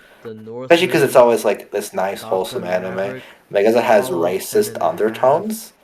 It's kind of interesting, like how K-On! Has like this whole reputation behind it. South Park, the 25th I anniversary. don't know, Marcel the I like the Shooter, Shadow, my good pal. He recommended Puss in K-On! To me. Boots, It's a pretty Last Wish, it's a good show so far. However, I The think it really Batman, like After the Sun, like it has these really Tar, weird elements every once in a My while that Father's really Dragon, takes me my out of favorite it. Can't Be And Catched it's kind of episode. frustrating because the show works on a lot of levels outside of that, but it just doesn't Jerry come together and Marge properly. Go Large, And Windfall, because there's this whole scene right Lightyear, in this episode, the season finale of Texas K-On! Chainsaw season 1. Massacre, And it's a Ticket to really good Paradise, episode actually. It's nice. Amsterdam, But then okay, so they have this Pinocchio, teacher that's Story, managing their band. K-On!'s about a One band, Up, if you didn't know. But then they have this whole thing Fire where this teacher Master. says this Wait, no, oddly Firestarter. pedophilic thing to Guy these with the these kid, Roger children Jones, who are all in 2022, high school, like their third year of Well, high that fooled school. me. And it Ghoster, yeah, it's like that. Smile, And it's so The weird Black because this Phone, line happens and the characters only Lonely, mildly acknowledge it and they move on. And it's Genius, just so weird that this show just Studio has this 666. particular line of dialogue and they just move on from it. See how And they I've run. been told that it's just kind of Mad a God, Japanese thing that I have to accept. Barbarian. However, it's really just been my one real barrier with K-On! As a Okay, series. guys, I'm done. It's been really Oh my disappointing. god, finally. Oh my god, hi. So you were talking for so long, I started talking about K-On! Oh, really? But, I didn't know you were gonna be Did you- racist Yeah. on my show. Well, I did have Dana on. you know, see, it's a little... This doesn't Yeah. even feel like a podcast anymore. It just feels like we're in VC or something. See, this is the rambling hour. This. I guess so. I guess that's what Yeah. that's supposed to be. We've been going on for like 2 hours, nearly 3. Yeah. Yeah. Wow. Goodness. Yeah. Wow. But anyway, K-On!'s a weird show. I don't know. I think it's almost great. But, well, it's Almost great. great. I think it's really good, but there's certain... You Well, no, gave see, it- okay. you gave me Shadow one. will give you, if you listen to this, it'll have, an aneurysm if you listen to this part. But, every time I, log an episode, he's like, Jaw, I can't believe you didn't give this K-On! Episode a 10. And I'm like, calm down. It's It's like, his settle favorite down. show. Of course, he's like this. Yeah. What are you expecting? Oh, I forgot. Yeah, one. I know, I forgot but, to say it's 2 just more. annoying. No, 4 more. Yeah, alright, 3,000 Years of Longing, Mhm. Fire Island, Cha Cha Real Smooth, Vengeance, Pam and Tommy. Is there any more? Mhm. Oh, the Among Us documentary I watched for some reason. Oh. The what? The what? The Making of All Quiet on the Western Front. Why did? Okay. The the Monsters. Oh god.